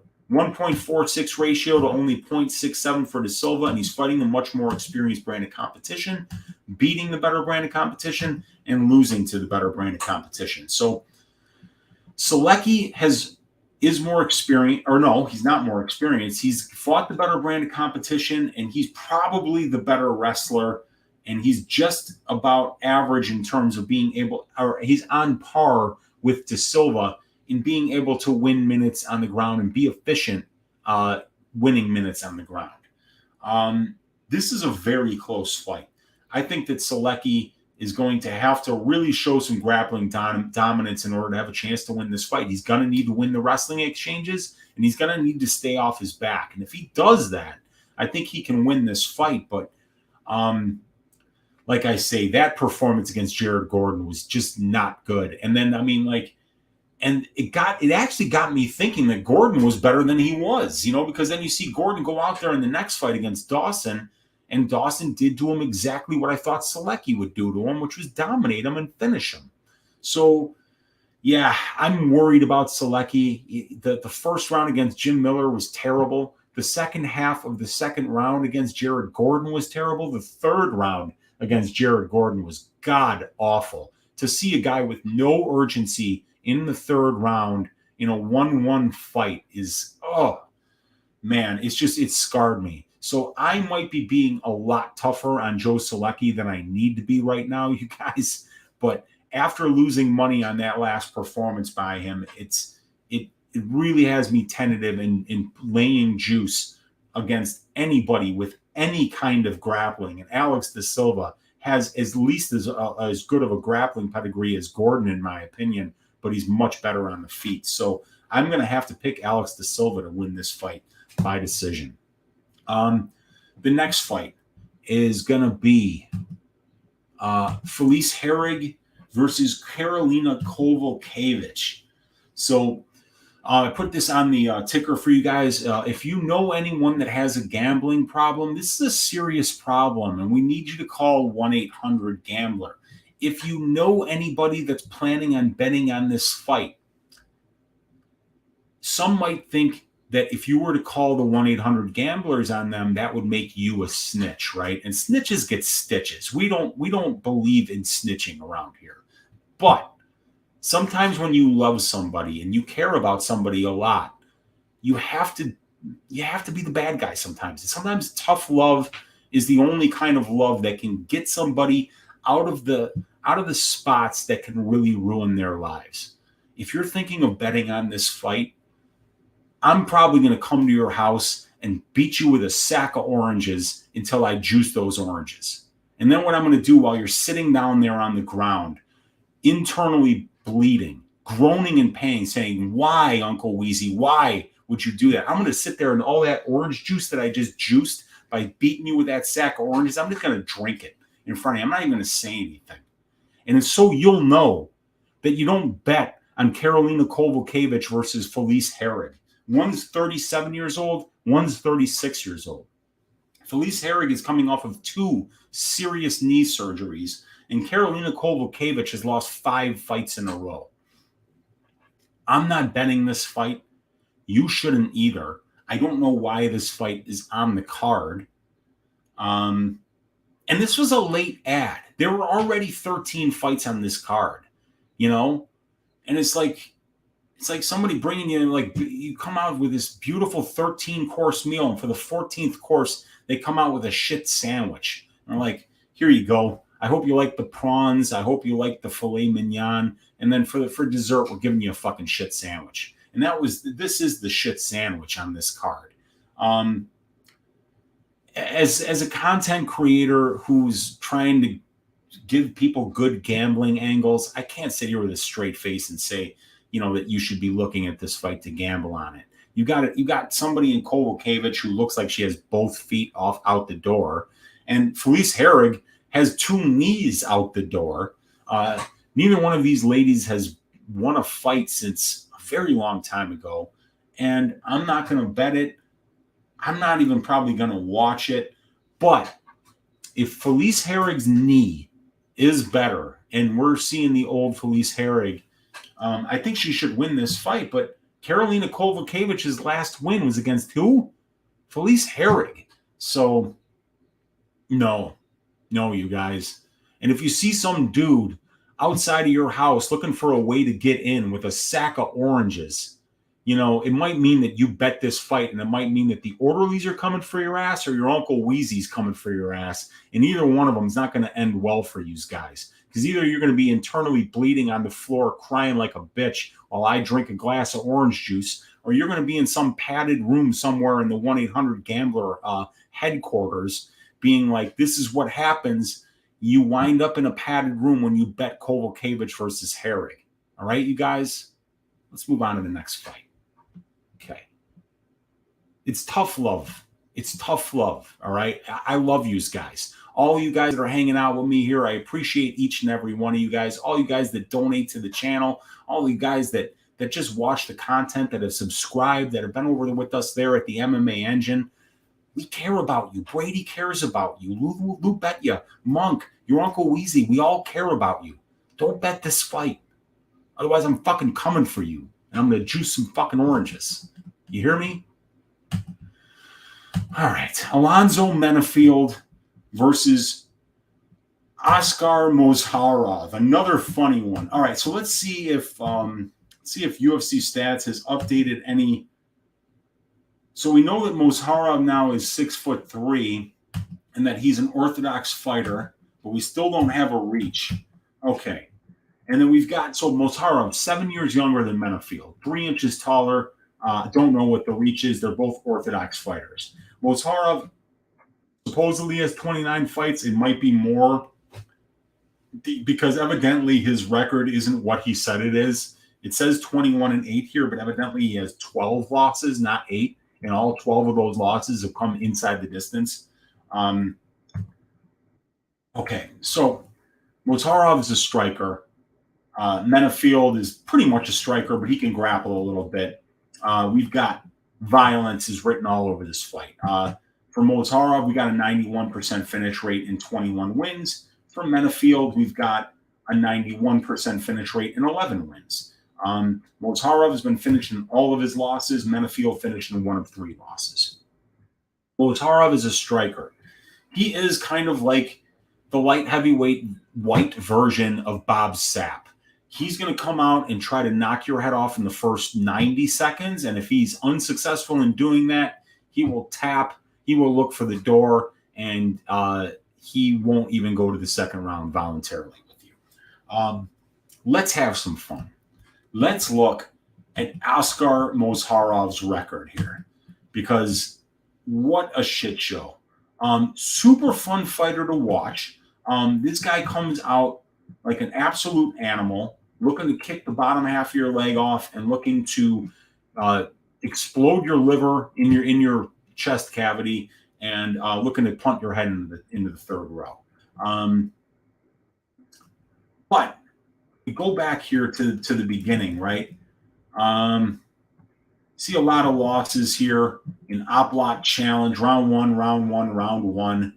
Wins over an 0-0 guy, 0-2, 0-0, 0-0. A loss to a 9-2 guy in Fight Nights Global. Win over an 0-0 guy. Loses to a 2-1 guy. Loses to Luke Jumeau. Another win over an 0-0 guy. Loses to a legit guy. Loses to a legit guy. Another win 0-0. Another win 1-7. A win over a custom rules guy named Yang.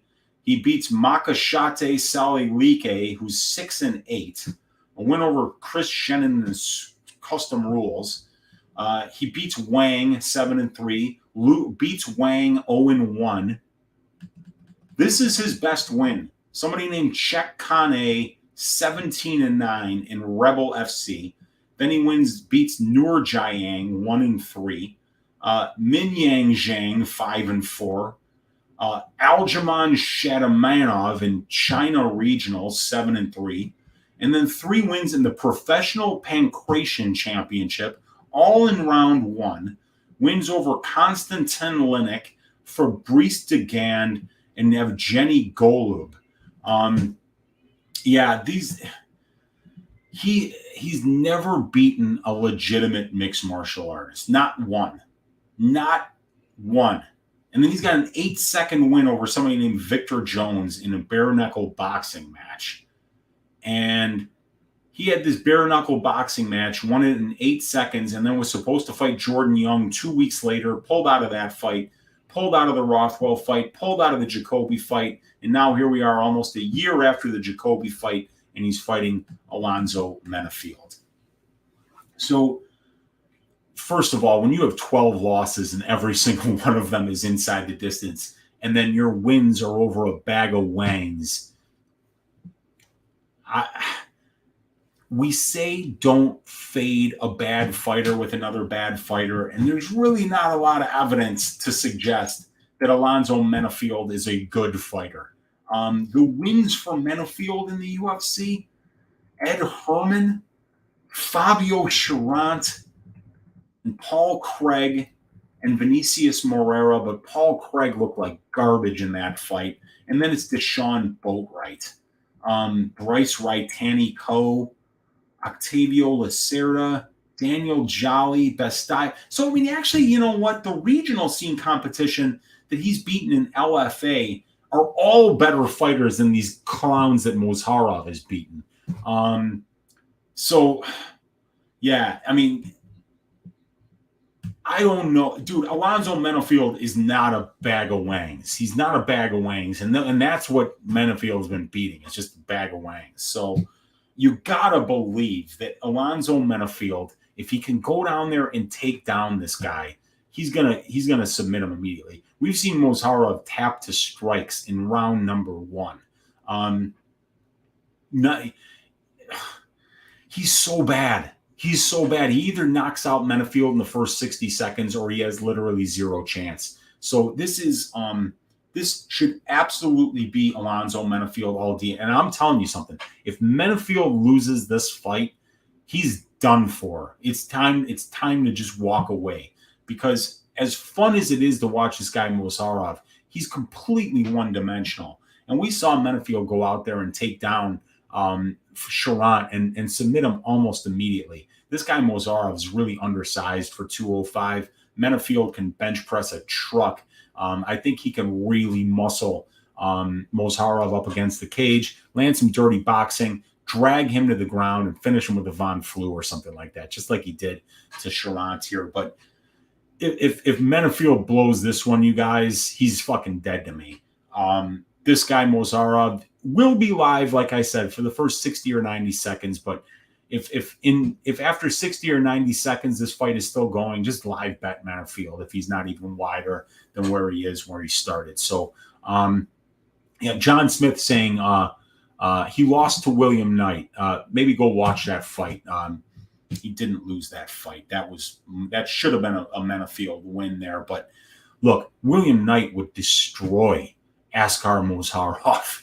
I mean, I'm telling you guys, this is Menifield, not a bag of wangs. Gotta pick Menifield to win this late first round, early second round. I'll pick him to win it actually by submission.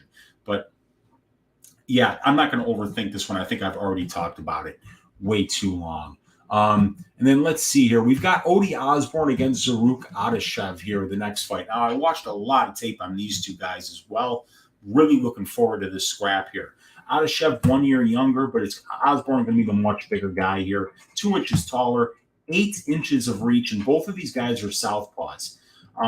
It's Odi Osborne with 8 more fights, about 17 more minutes in the pro cage, and 2 more years as a pro. So Odi is bigger and more experienced, and he has more UFC experience. 80% finish rate for Odi, 50% finish rate for Adashev, and Odi's been finished in 3 of 4 losses, and Adashev has been finished in 2 of 3 losses. So 5 of 7 combined losses inside the distance, and 10 of 14 combined wins inside the distance. So for a flyweight fight, this is going to be a lot more likely to end inside the distance than a lot of other flyweight fights. And then we've got Odi Osbourne landing 4.74 strikes per minute and absorbing 4.92. He's landed 1 knockdown in 5 fights, and he's been knocked down once in 5 fights. Only 42% striking defense. That leaves a lot to be desired.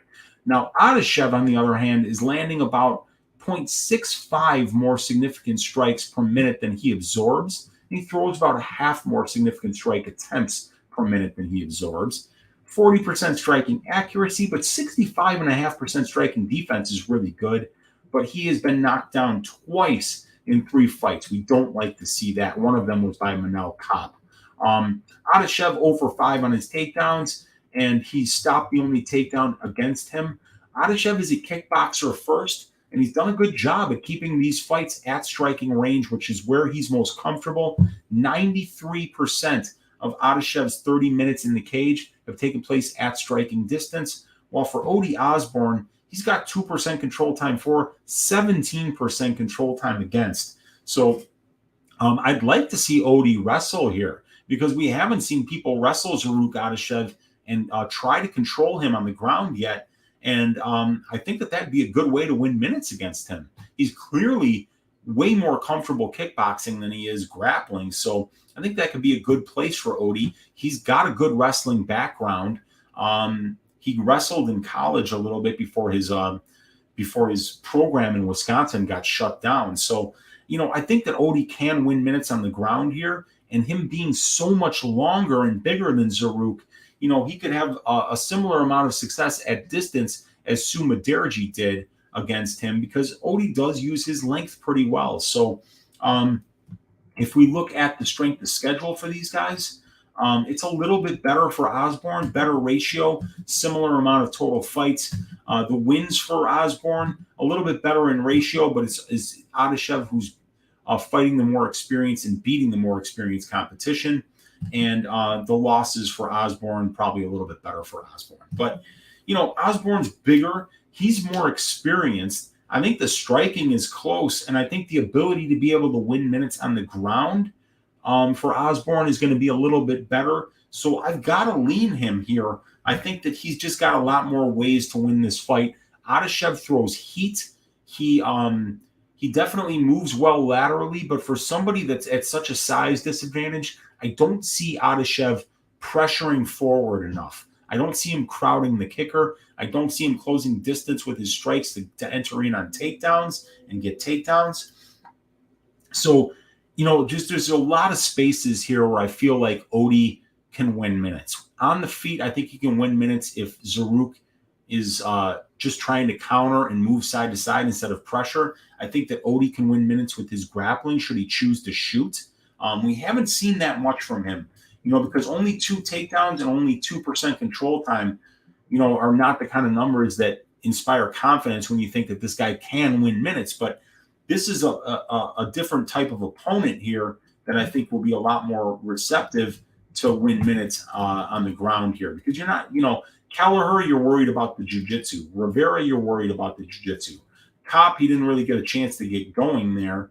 And Vergara did a good job of stopping some takedowns and keeping it on the feet. But Vergara is a lot better with his pressure than Zaruk Adashev is. So I do believe that Odi Osbourne has got what it takes to win this fight. And I'm going to pick him to win it by decision. But actually, I think that the fight doesn't go to decision at minus 125 here is kind of interesting. It's a little bit overpriced based on the divisional finish rate. Let me look at the prop template here, you guys, for Adashev Osbourne.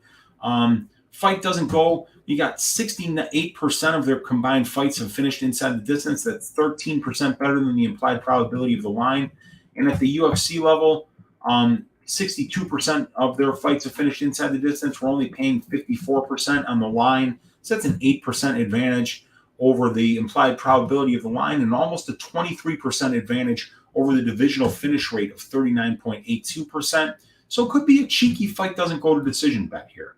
But like I said, I am going to go with Odi Osborne. I think he's just got a lot more ways to win minutes in this fight, and that Adeshev might be, relying on landing one big shot to change the trajectory of this fight. And then we've already done that fight. Okay, so let's move on to the next one. And this one is a very interesting one. It is going to be Karolina Silva against Poliana Botelho. And this is a pick'em fight right now with a plus 130 fight doesn't go to decision. So Karolina Silva is 5 years younger, but it's going to be Botelho, who's 3 inches taller. The reach is the same, and they are both orthodox fighters. It's going to be Karolina Silva, who has 6 more professional fights, but it's going to be Botelho with about 35 more minutes in the pro cage. Both of these ladies have been fighting about the same amount of time, though. So it's Silva, who's been busier and a little bit more experienced, but it's Botelho, who's fought more minutes and who has a lot more experience at the UFC level. 50% of Botelho's pro fights at the UFC level. For Karolina Silva, it's less than 5%. So we've got about 60 more minutes in the UFC cage for Botelho.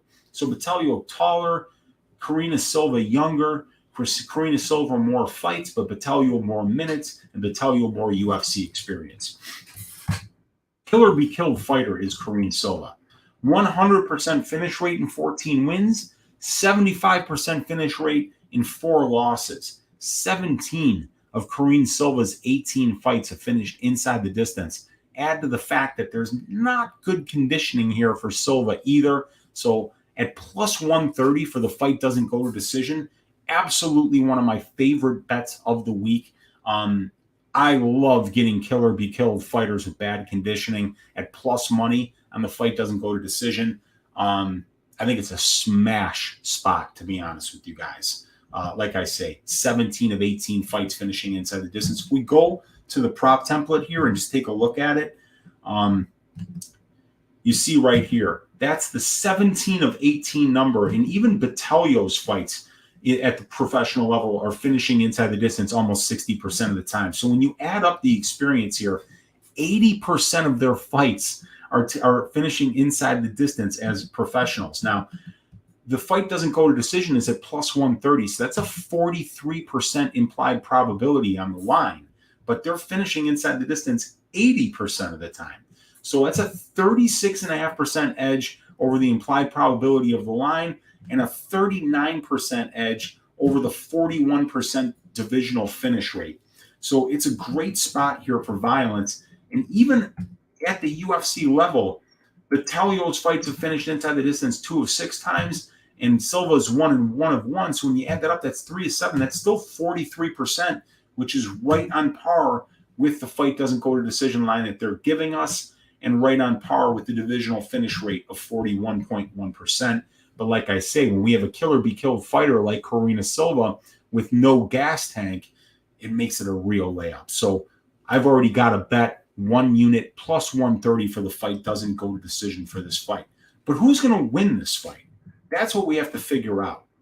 So Karolina Silva on the feet is okay. Poliana Botelho on the feet will be the better striker here.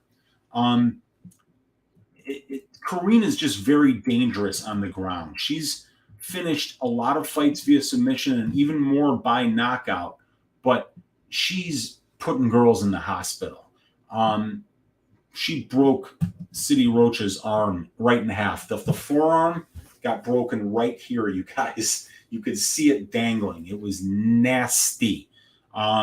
She sent the first 5 opponents that she beat to the hospital. Karolina Silva is finishing a bunch of fights in the very first round. So it's another reason that, I want to illustrate the killer be killed status of Karolina Silva. And her, look at her name is Killer, and look at those biceps on her. This is a girl who brings a lot of power and a lot of violence with her. And we see her, and like I say, she beat that tank of a handsome woman, Yan Kui Hee, Bolo Young's illegitimate daughter. 20-3 is Kwahi Yan, so that was a good win. She broke City Roach's arm. She destroyed Simone de Silva with a heel hook, 307 round 1. Giovanna Eduarda, round 1. Victoria Ferreira, round 1. She lost to Barbosa via decision. Magdalena submits her 58 seconds of round 1. Round 2, triangle choke here. Round 2, elbows. Round 1, round 1, round 1, round 1, round 1, and then a bunch of regional scene fights that probably ended in round 1. So, yeah, very much a killer be killed fighter. Very much somebody who sells out for the finish early, and if it does not come, the gas tank is not there in the second or third round. So Botelho is doing a pretty good job on the ground, but a lot of her fights are taking place in control time positions, and I don't know if that's a good recipe against Karine Silva, who's just as dangerous from her back as she is from the top position. So Botelho's fights, for somebody who's as good as striking as she is, are only taking place at striking range about 30% of the time. 21% control time for, 46% control time against. So that's about 67, 68% of her fights that are taking place in control time positions. And it's the same thing for Silva here at about 67%. So who's going to win the minutes on the ground here? Because there's a pretty good chance that a lot of this fight does take place on the ground and on the fence. That's the hard part to figure out here. That's why I think the fight doesn't go to decision is the best bet here, because with this line at a pick'em, you like Botelho's striking. You like the fact that she's fought and beaten the better brand of competition here, especially the much more UFC level experience, and that she'll be the crisper, more technical striker. But Karine Silva, while she's on the ground, whether she's on the top or on the bottom, is very dangerous. She can get arm bars and triangles from the bottom, go for heel hooks as well. And she can use those heel hooks to sweep and wind up getting on top and then use her ground and pound or use her top control to get an arm triangle or something of that nature. So Poliana Botelho, I would be a lot more confident in her if I had seen her win grappling and clinch positions with regularity at the UFC level. I'm really not seeing that. And I'm really not seeing her able to keep the fight at striking range for extended periods of time. But I also don't see Silva going out there and getting takedowns and winning minutes. I think that she's the moment winner. So I kind of feel like Silva's submission, knockout, or bust, and that it's either going to be Botelho by decision, or she could get her after she could get Silva after she gasses out and finish her in the third round. I think Botelho round 3 at plus 2,000 on FanDuel is a great way to play the killer be killed nature of Silva and the bad conditioning of Silva.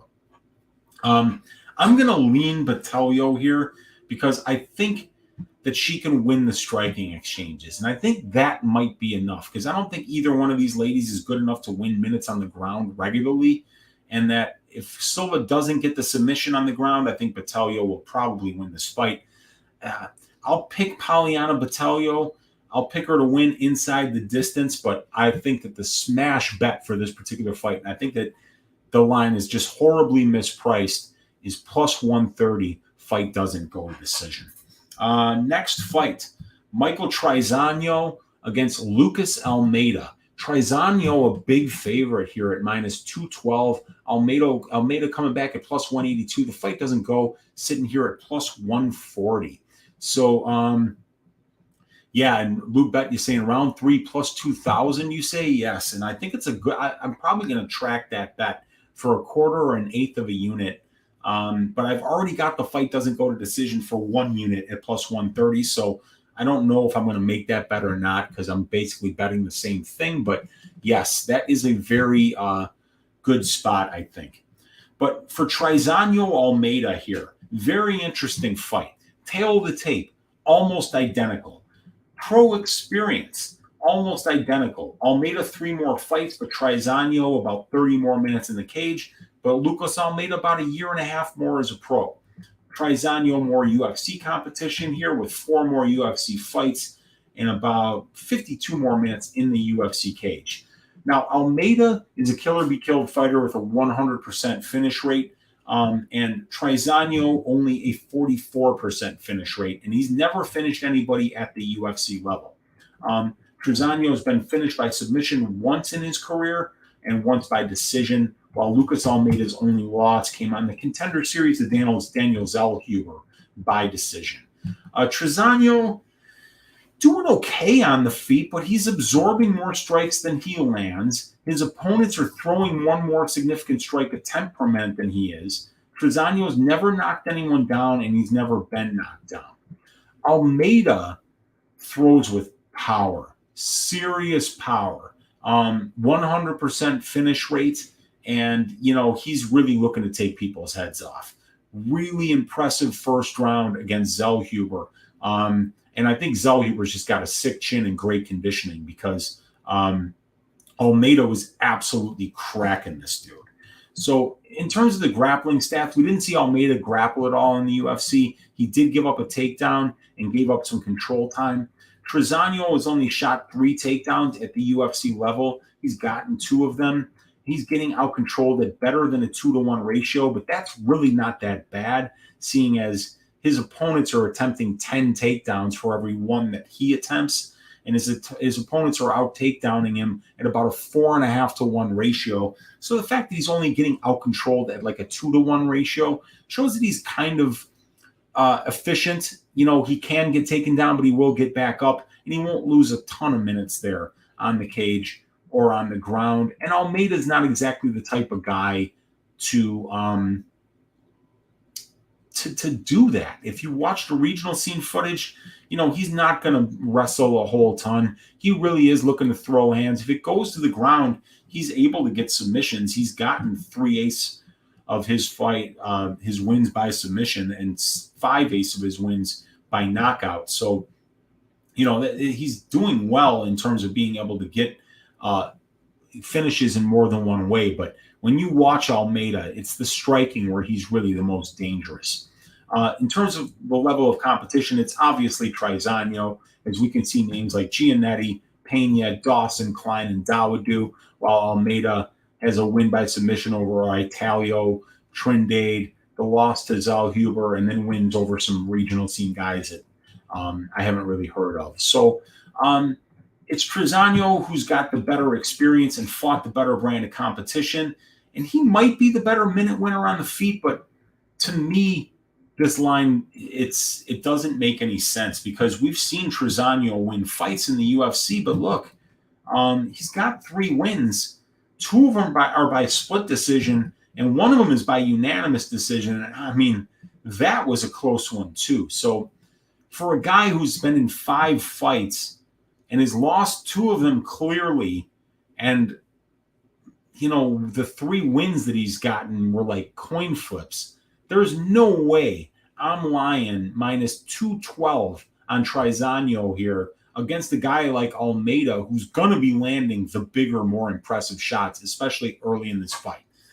My personal opinion, if you're on that Trizano side and you like him to win this fight, the safest way to do this is to wait until about 4.5 minutes into that first round. If Almeida hasn't finished Trizano, then I think that Trizano's conditioning and experience will take over in the second and third rounds, allow him to be able to win those rounds. But I think that Almeida's probably going to win this first round and maybe even win it decisively and maybe even get Trizano in some serious trouble because this guy throws some real heat.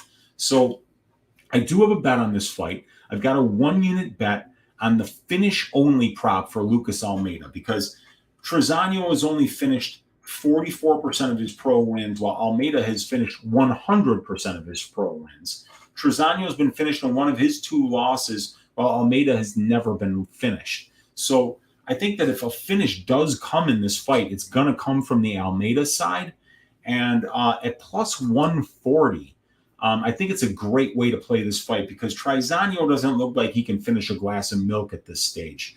So I think that he's going to try to outpoint this guy. He's never even landed a knockdown in 5 UFC fights, and over 250 significant strikes landed, 240 significant strikes landed, and he's never landed in a knockdown. So I'm not looking for Trizano to get anybody out of here. He's actually attempted a couple of submissions, but he hasn't gotten any. So yeah, this is I think it's going to be Trizano who wins. I think that he's going to probably win the second and third rounds here and win a close decision. But I wouldn't bet the Trizano decision prop. I like the Almeida finish only prop here. And I think that's the way that I'm just going to continue to play this fight, is just look for the Almeida finish. And if it doesn't happen, I'll get my money back and just hope that Trizano doesn't get his first UFC finish against the gassed Almeida. But even in the Zellhuber fight, when Zellhuber's a guy who's from Mexico City and who's also training at Elevation all the time, didn't look that, he looked like Zellhuber was the fresher fighter in the third round and had the better conditioning, but he didn't look like he was death gassed like Andreas Michailidis is in the third round of the Russian fight there where he got smoked. So, I mean, I think that the conditioning is there for him to go the full 3 rounds. I just don't think he's going to be as effective in the second and third rounds as he is the first. So I think it's a very close fight. I would caution you not to bet the Trizano side because I think that this line is too wide. And I love the finish only prop here for Lucas Almeida. All right. And it looks like my guy Victor Tejesu says I have an Almeida finish only bet. Yep. We actually, I agree with you. We got Burley saying Almeida coming out all gas, no breaks in his debut. Might either kill or be killed. Adrenaline dump. Fight doesn't go to decision, perhaps. I wouldn't count Trizano finishing anybody. And I think that Almeida's conditioning showed out okay in the Zellhuber fight. And he did go balls out in that first round. And he was still throwing with some power in the third. It just looked like Zellhuber had really good conditioning. And I don't even know if Trizano's conditioning is that good. So, yeah, Almeida finish only prop is how I am playing that fight. And my guy, Jarno Portilla, Mr. Finland, saying, I just found out that Mr. Finland, Makwan Amarkani, finds Jonathan Pierce on the UFC London card. It is such a good fight. I'm a huge Jonathan Pierce fan, and I think that is a great matchup because Pierce does get a little bit sloppy on the ground, and he loves to wrestle. So I think that there's going to be an opportunity for Mr. Finland to lock up one of those patented Bravo or Anaconda chokes that he's so good at getting. But boy, if he doesn't get Pierce out of there early, we know that Amir Khani's conditioning is not good in the second and third rounds, and he's going to get drowned by Jonathan Pierce if he doesn't get him out of there early. That will be one of my biggest round 3 bets of the year, would be Jonathan Pierce over Makwan Amirkhani, because I think that's his best win condition in that particular fight. Can't wait to see Mr. Finland in action again, especially against my guy, JSP. Good to see you in here, Jarno. All right, so the next fight, I believe, is the co-main event. Yep, Dan Ige, 50K going up against Movsar Evloev. All right, so do I have that banner up for you guys? There it is. So Evloev is a big favorite, sitting here at minus 410. The comeback on Ige plus 310. Fight doesn't go to decision, juiced up at plus 200. So yeah, the tail of the tape very similar here. The pro experience edges Ige with 5 more fights and about 33 more minutes in the pro cage, about 6 more months as a pro. He's also got 7 more UFC level fights and about 75 to 80 more minutes in the UFC cage. So, Evloev, 2 years younger, 1 inch reach advantage. Ige with a slight experience advantage, a pretty good UFC experience advantage. Ige, the better finisher at 60% overall in comparison to 47% for Evloev. And Evloev has not finished any of his 5 UFC wins, while Ige has finished 4 of his 8 UFC wins. 2 of them by submission, 2 of them by knockout. Ige has never been finished in 5 professional losses, and Movsar Evloev has never lost in 15 professional fights. So, striking numbers.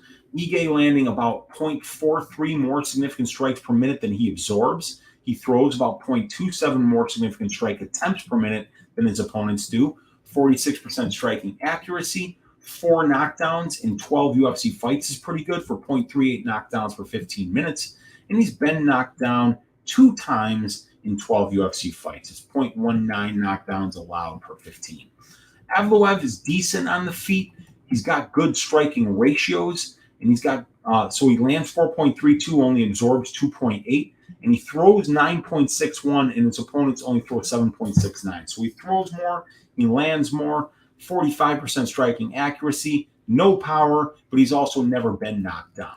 But where Evloev wins the minutes is with the grappling, and we see it right here. 37.5% control time for, 6.6% control time against. So that's almost a 6-to-1 ratio of control time for to control time allowed. So, and then he's getting his takedowns at almost a 50% clip. He's showing 72% takedown defense in his own right. And like I say, less than 7% control time allowed. Now, Ige has gotten 14 takedowns to the 12 takedowns of his opponents, but he's only averaging 12.62% control time, while his opponents are averaging 17% control time. So Dan Ige has tried 2 takedown attempts for every 1 that his opponents have tried. He's gotten 2 more takedowns than his opponents have, but he's getting out-controlled. So there's a defensive inefficiency on the ground for Ige. He's losing minutes there on the aggregate. And if you're losing minutes on the ground to guys not named Movsar Evloev, chances are you're going to lose minutes on the ground to Evloev. Because when we look at the grapplers that Ige has faced thus far in the UFC, let's see where we're at here. All right, so we got to go up. Ige, there he is. So if you look at these names, Jordan Griffin, Danny Hendry, Aguilar, Bektic is a good grappler. Barbosa, no. Cater, no. Tucker, okay grappler. Korean Zombie, okay grappler. Emmett, a decent wrestler, but more known for his striking. So he's not facing great grapplers here, but he's losing these control time positions. And when he faces guys like the Korean Zombie, he gives up 600 seconds of control time out of 1,500. When he faces Mirsad Bektic, good wrestler, he almost loses 50% of the fight in control time positions. He gives up about 25% control time here to Jordan, the native psycho Griffin. So, I'm seeing things in how he's lost minutes in the past that lead me to believe it's going to be very easy for Movsar Evloev to just get this fight into the grappling positions and win minutes there. And kind of do what he did against in his last fight against Dawodu. You look at the control time numbers here. 700 seconds of control time out of 900 against Sungwoo Choi. 132 seconds of control time against Barzola, who's a really good wrestler. Only 48 seconds of control time against Grundy, who's a fantastic wrestler. But then against Lentz, he outcontrols him 276 to 86, wins a split decision. And then against a striker in Dawodu, outcontrols him 535 to 16. So, look, if Ige can absolutely land a big shot here, but I think it's kind of like his only path. I think that the longer this stays on the feet, if Ige's having any kind of success, Evloev's just going to shoot. And if Evloev is getting his takedowns at a 50% clip, and Ige is defending takedowns at a 55% clip, and even though he's attempting 2 takedowns for every 1 that his opponents attempt, he's getting out-controlled 17% to 12%, means that if Ige doesn't land a knockdown or a knockout, I just think it's a matter of time before Evloev takes him down in every single round and racks up a bunch of control time positions. If Bektic can do it, if the Korean Zombie can do it, Movsar Evloev definitely can do it. Strength of schedule, it's even Evloev. I mean, it's unbelievable. 9 total fights to Ige's 7.75, a 2.0 ratio to 1.66 for Ige, and the wins better for Evloev as well. So better strength of schedule, much better grappling.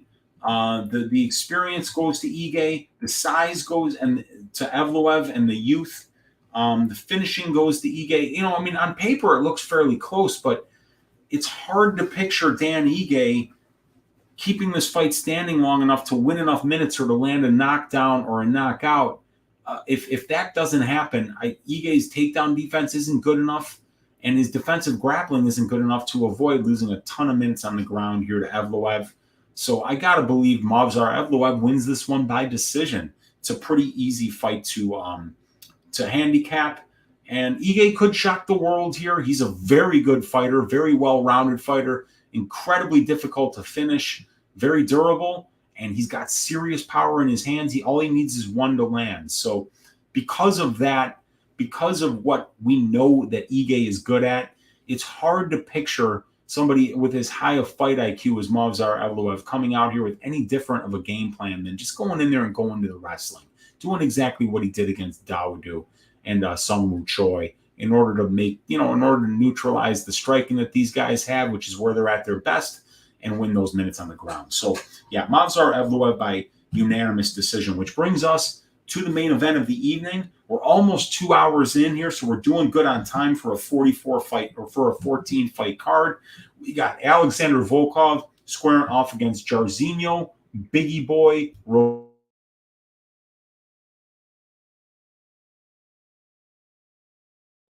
All right. It's not Danger Lentz, dude. It's the Carney, Nick the Carney Lentz. It's Danger Schnell, Lou betcha. So we've got Volkov 1 year younger, probably about 7 or 8 inches taller, and a 2-inch reach advantage. So we love the tail of the tape here for Volkov. We also love the experience here for Volkov, as he's got almost 30 more professional fights, about 250 more minutes in the cage, and 3 more years as a pro mixed martial artist. He also has 3 more UFC level fights and twice as much time in the UFC cage, about 85 more minutes in the UFC cage. Volkov with a 71% finish rate, Rozenstruik with a 92% finish rate, and Volkov has been finished in 5 of 10 pro losses, and Jairzinho in 1 of 3 pro losses. So 6 of 13 losses coming inside the distance for these guys. And then I'm not exactly sure how many wins for Volkov. I don't have my calculator in front of me, but about 70% of 34 would be 6, 9, 10. So about 24 wins for Volkov inside the distance. 24 and 11 is 35 out of 46. Is that right? Volkov, Rozenstruik. Yep, 35 out of 46 wins coming inside the distance. 6 of 13 losses. So a 70% combined finish rate for these guys. And at the UFC level, that finish rate is sitting around 62%, which is right on par with the fight doesn't go to decision here at minus 158. So, striking stats. Now, both of these guys are good strikers, but they do different things well. Alexander Volkov is a good volume striker, a good point fighter, and can win with attrition, landing big shots, attritionally pile them up and get knockouts later on in fights. Jairzinho Rozenstruik just needs one. So Volkov is going to be the better minute winner here on the feet. Now, it's in the stats for you guys. 5.17 significant strikes landed per minute for Volkov, only 3.29 absorbed. So he's landing a lot more than he absorbs. He's also throwing a lot more attempts than his opponents do. 9.14 attempts thrown per minute for Volkov, only 7.14 thrown by his opponents. A 57% striking accuracy and 3 knockdowns in 12 UFC fights, and he's been knocked down only twice in 12 UFC fights. So, decent power numbers, but not great for the heavyweight division. But, really good. He's better defensively striking, more accurate. He throws more. He lands more, and he throws more volume. Now, Biggie Boy lands 2.8 and absorbs 3.07. Throws just a little more volume than his opponents do, but it's the power numbers. 240 significant strikes landed, but that's 6 knockdowns in 9 fights. And I want to bring this up because it's very important. Jairzinho Rozenstruik has 9 UFC fights. He's won 6 of them, and he's lost 3 of them. Here are the fights that he's won. Augusto Sakai, Junior Dos Santos, Alistair Overeem, Andrei Arlovsky, Alan Crowder, and Junior Albini. In every one of these fights, 1 knockdown, 1 knockdown, 1 knockdown, 1 knockdown, 1 knockdown, 1 knockdown. Jairzinho Rozenstruik is 6-0 in fights where he lands a knockdown. In every fight where he lands a knockdown, he gets a knockout. Jairzinho Rozenstruik is 0-3 in fights where he doesn't land a knockdown.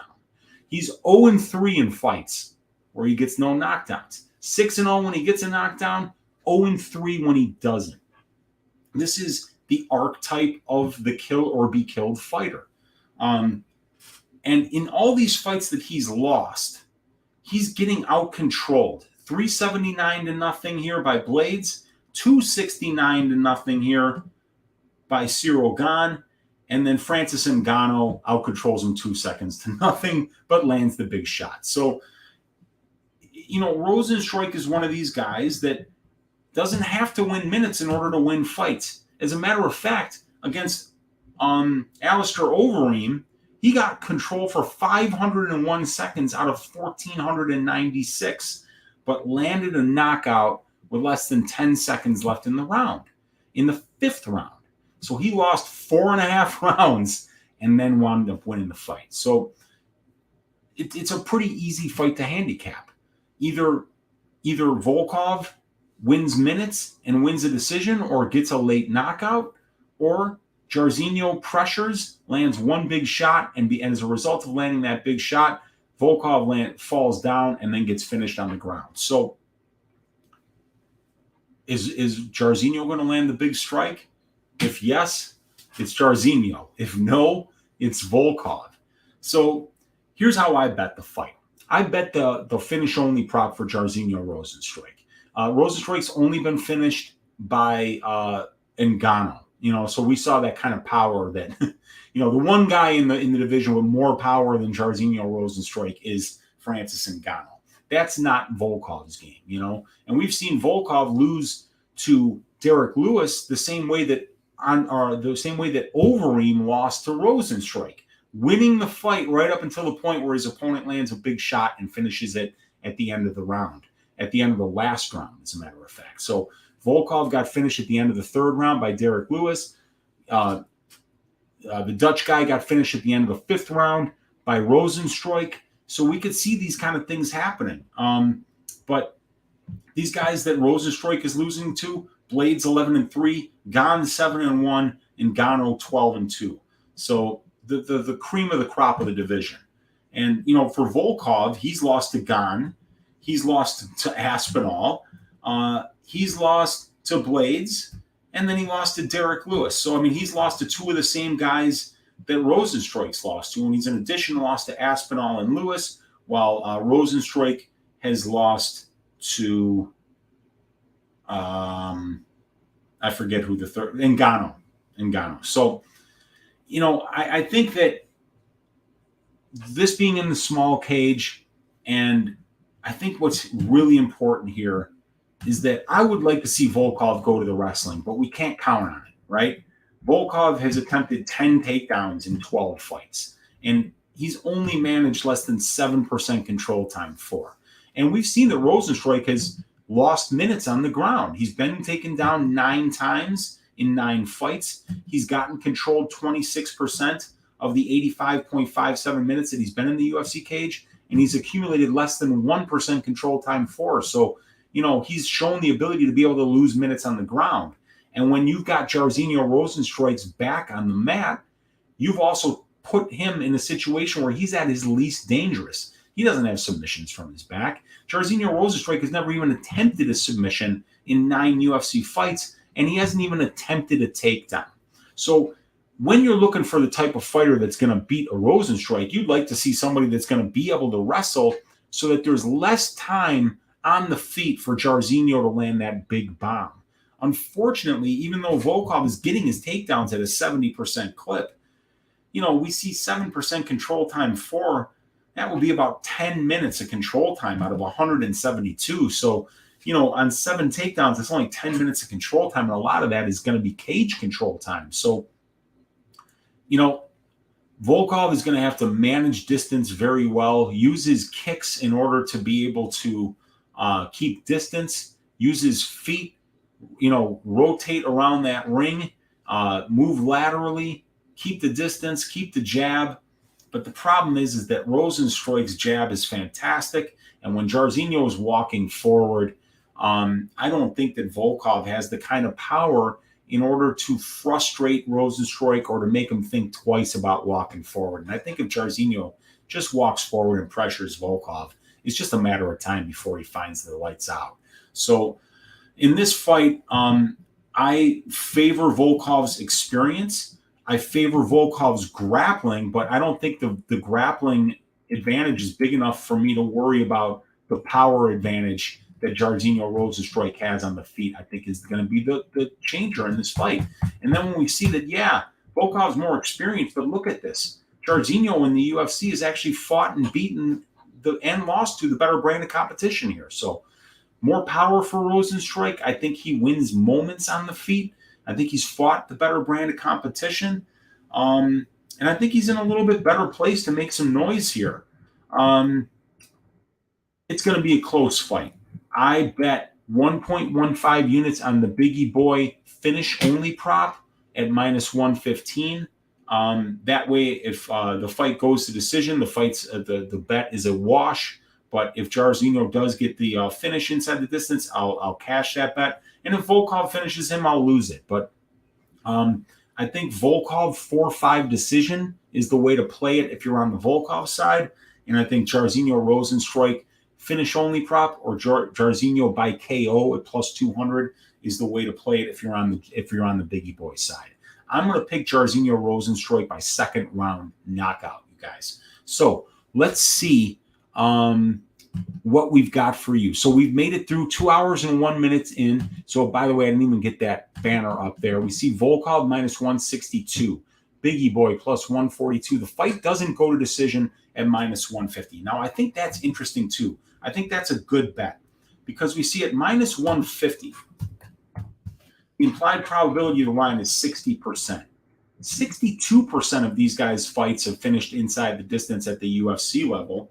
69.5% of their combined pro fights have finished inside the distance. And we've got a 63% finish rate at the heavyweight weight class. But I think what's really important is that this is a 5-round fight. So let me give you a look into the advanced stats, you guys. We've got 60. See this here? See this number? 60. 65-round heavyweight fights since the year 2013. So let's look at the analytics there, and let's find out what the finish rate is on the aggregate for 5-round heavyweight fights. And out of 60 fights, there have been 47 of them that have finished inside the distance. So 48 would be 80%. So that's 78.33% of 5-round heavyweight fights finish inside the distance. At minus 150, we're only paying 60. So just on the divisional benchmark for finish rates for 5-round heavyweight fights, we're underpaying at minus 150 by about 18.33%. We're actually underpaying by about 2% based on Rozenstruik and Volkov's combined fights that have finished inside the distance at the UFC level. And on the pro level, we're underpaying by about 9.5%, as 69.5% of Rozenstruik and Volkov's combined pro fights have finished inside the distance. So big sample sizes here for this fight. Like I say, I like Rozenstruik. I like him to win by knockout. I like the finish only prop, but I really think at minus 150, we're getting a deal on the fight doesn't go to decision. To get an 18% bump over how these fights have finished historically based on 5-round heavyweight fights, I think is too good to pass up. And that is another bet that I am looking at making this week. So the tracked bets that I have thus far for this week, you guys, I'm going to put them up on the ticker for you guys. The first one is a max bet. It's the Michailidis Fakhretdinov fight doesn't go to decision. 5 units at minus 115. So I can arb out of this bet because right now the fight goes to decision, I think, is sitting about plus 150. But I think I'm going to let this ride because Michailidis' conditioning is god-awful. And both of these guys are finishing their pro wins at about an 85% rate.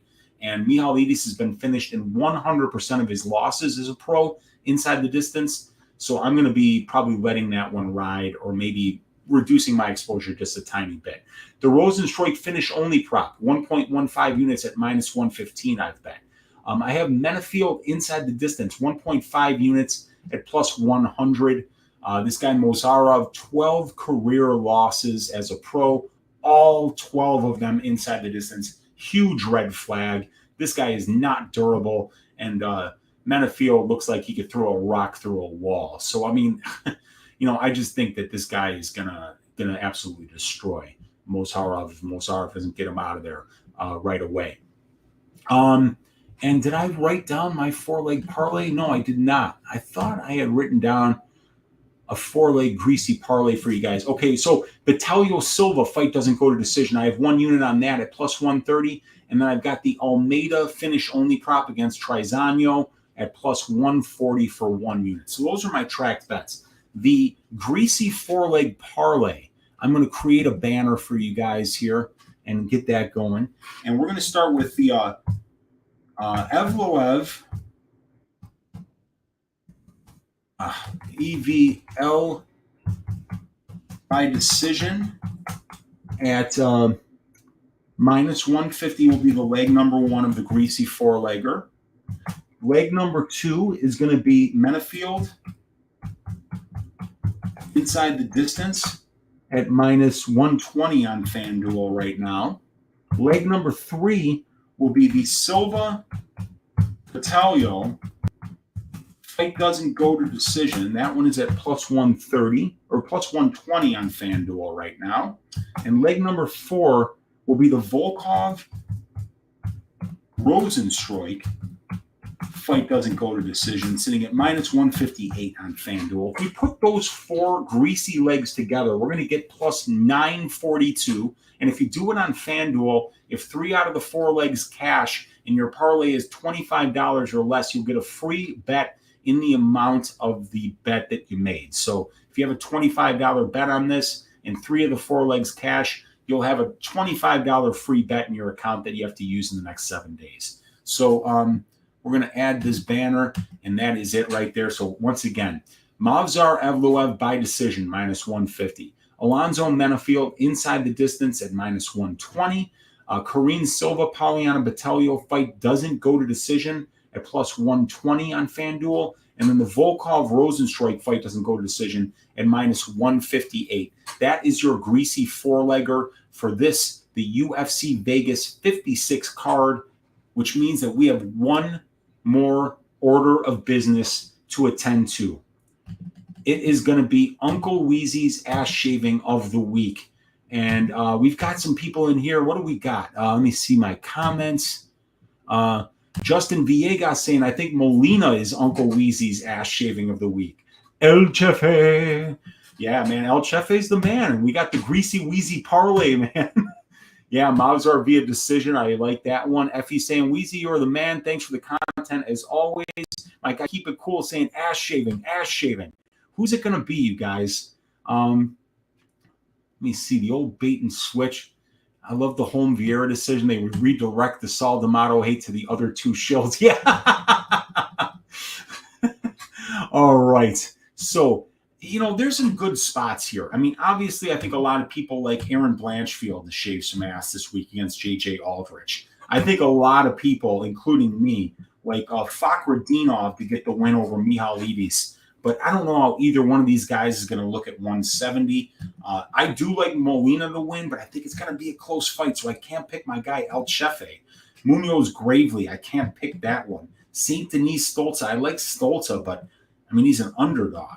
Jackson Argueta. I mean, I think Damon Jackson shaves Argueta's ass. I think it's a horrible matchup for Argueta, but it's minus 600. Can't do that to you guys. Osborne Adeshev, nah. Solecki de Silva, nah. Herrig Kowalkiewicz, I'll beat you with a sack of oranges until I juice him if I catch you betting on this fight. Don't bet on that fight. Trizano Almeida, no. Batalio Silva, no. Evloev should cruise. You guys, it's got to be Alonzo Menifield, doesn't it? Alonzo Menifield? I mean, I don't think Menifield's that great. I don't think this guy's going to be a top 15. I don't really think he's going to even make a lot of noise at this level. But this guy, Mozharov, is lying about his record. He's been finished 12 times as a pro. He's beaten a bag of wangs. His best 3 wins come in an organization called the Professional Pankration Association against 3 guys that are journeyman bums. I think that Menifield is going to be by far the best athlete, the most well-rounded fighter, the toughest guy that he's seen across from the cage from him ever. I think he's going to shit himself in there. And I think if he doesn't get Menifield out of there in the first 30 seconds, he's going to tap and leave and go home with his show check, which he's lucky to receive, because I think if the UFC knew that this guy had 12 losses on his record and they were all inside the distance, that he wouldn't have even gotten a shot in the first place. So it's got to be Alonzo Menifield to shave the ass, the hapless ass of one Askar Mozharov.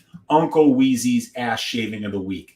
I can't do women anymore, you guys. I can't have women carrying the ass shaving of the week banner. So many things go wrong when I do that.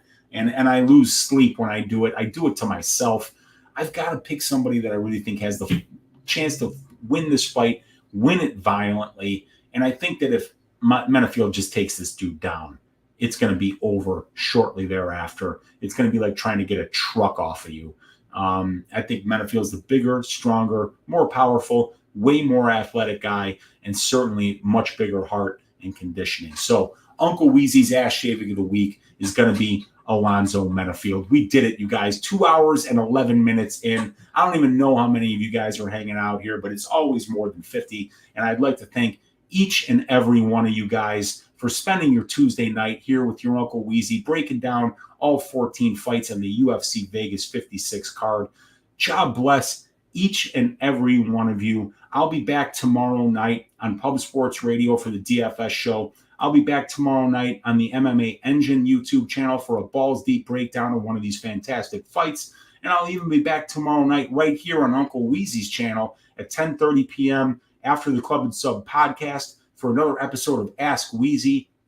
So you guys can ask me any questions that you have about this card. We can go through any of the advanced stats. We can go through the prop template, look at time props, look at regular props, look at money lines, look at the database. Ask me any questions that you have. I'll answer them, or I'll at least do the best I can to answer them for you. God bless each and every one of you guys. We've got to stack cashed tickets like flapjacks for UFC Vegas 56. So I'm going to get out of here tonight, get ready for all the content that I'm going to do tomorrow, and let's make some money for UFC Vegas 56. Thanks so much for hanging out with you guys, and I will see you all tomorrow.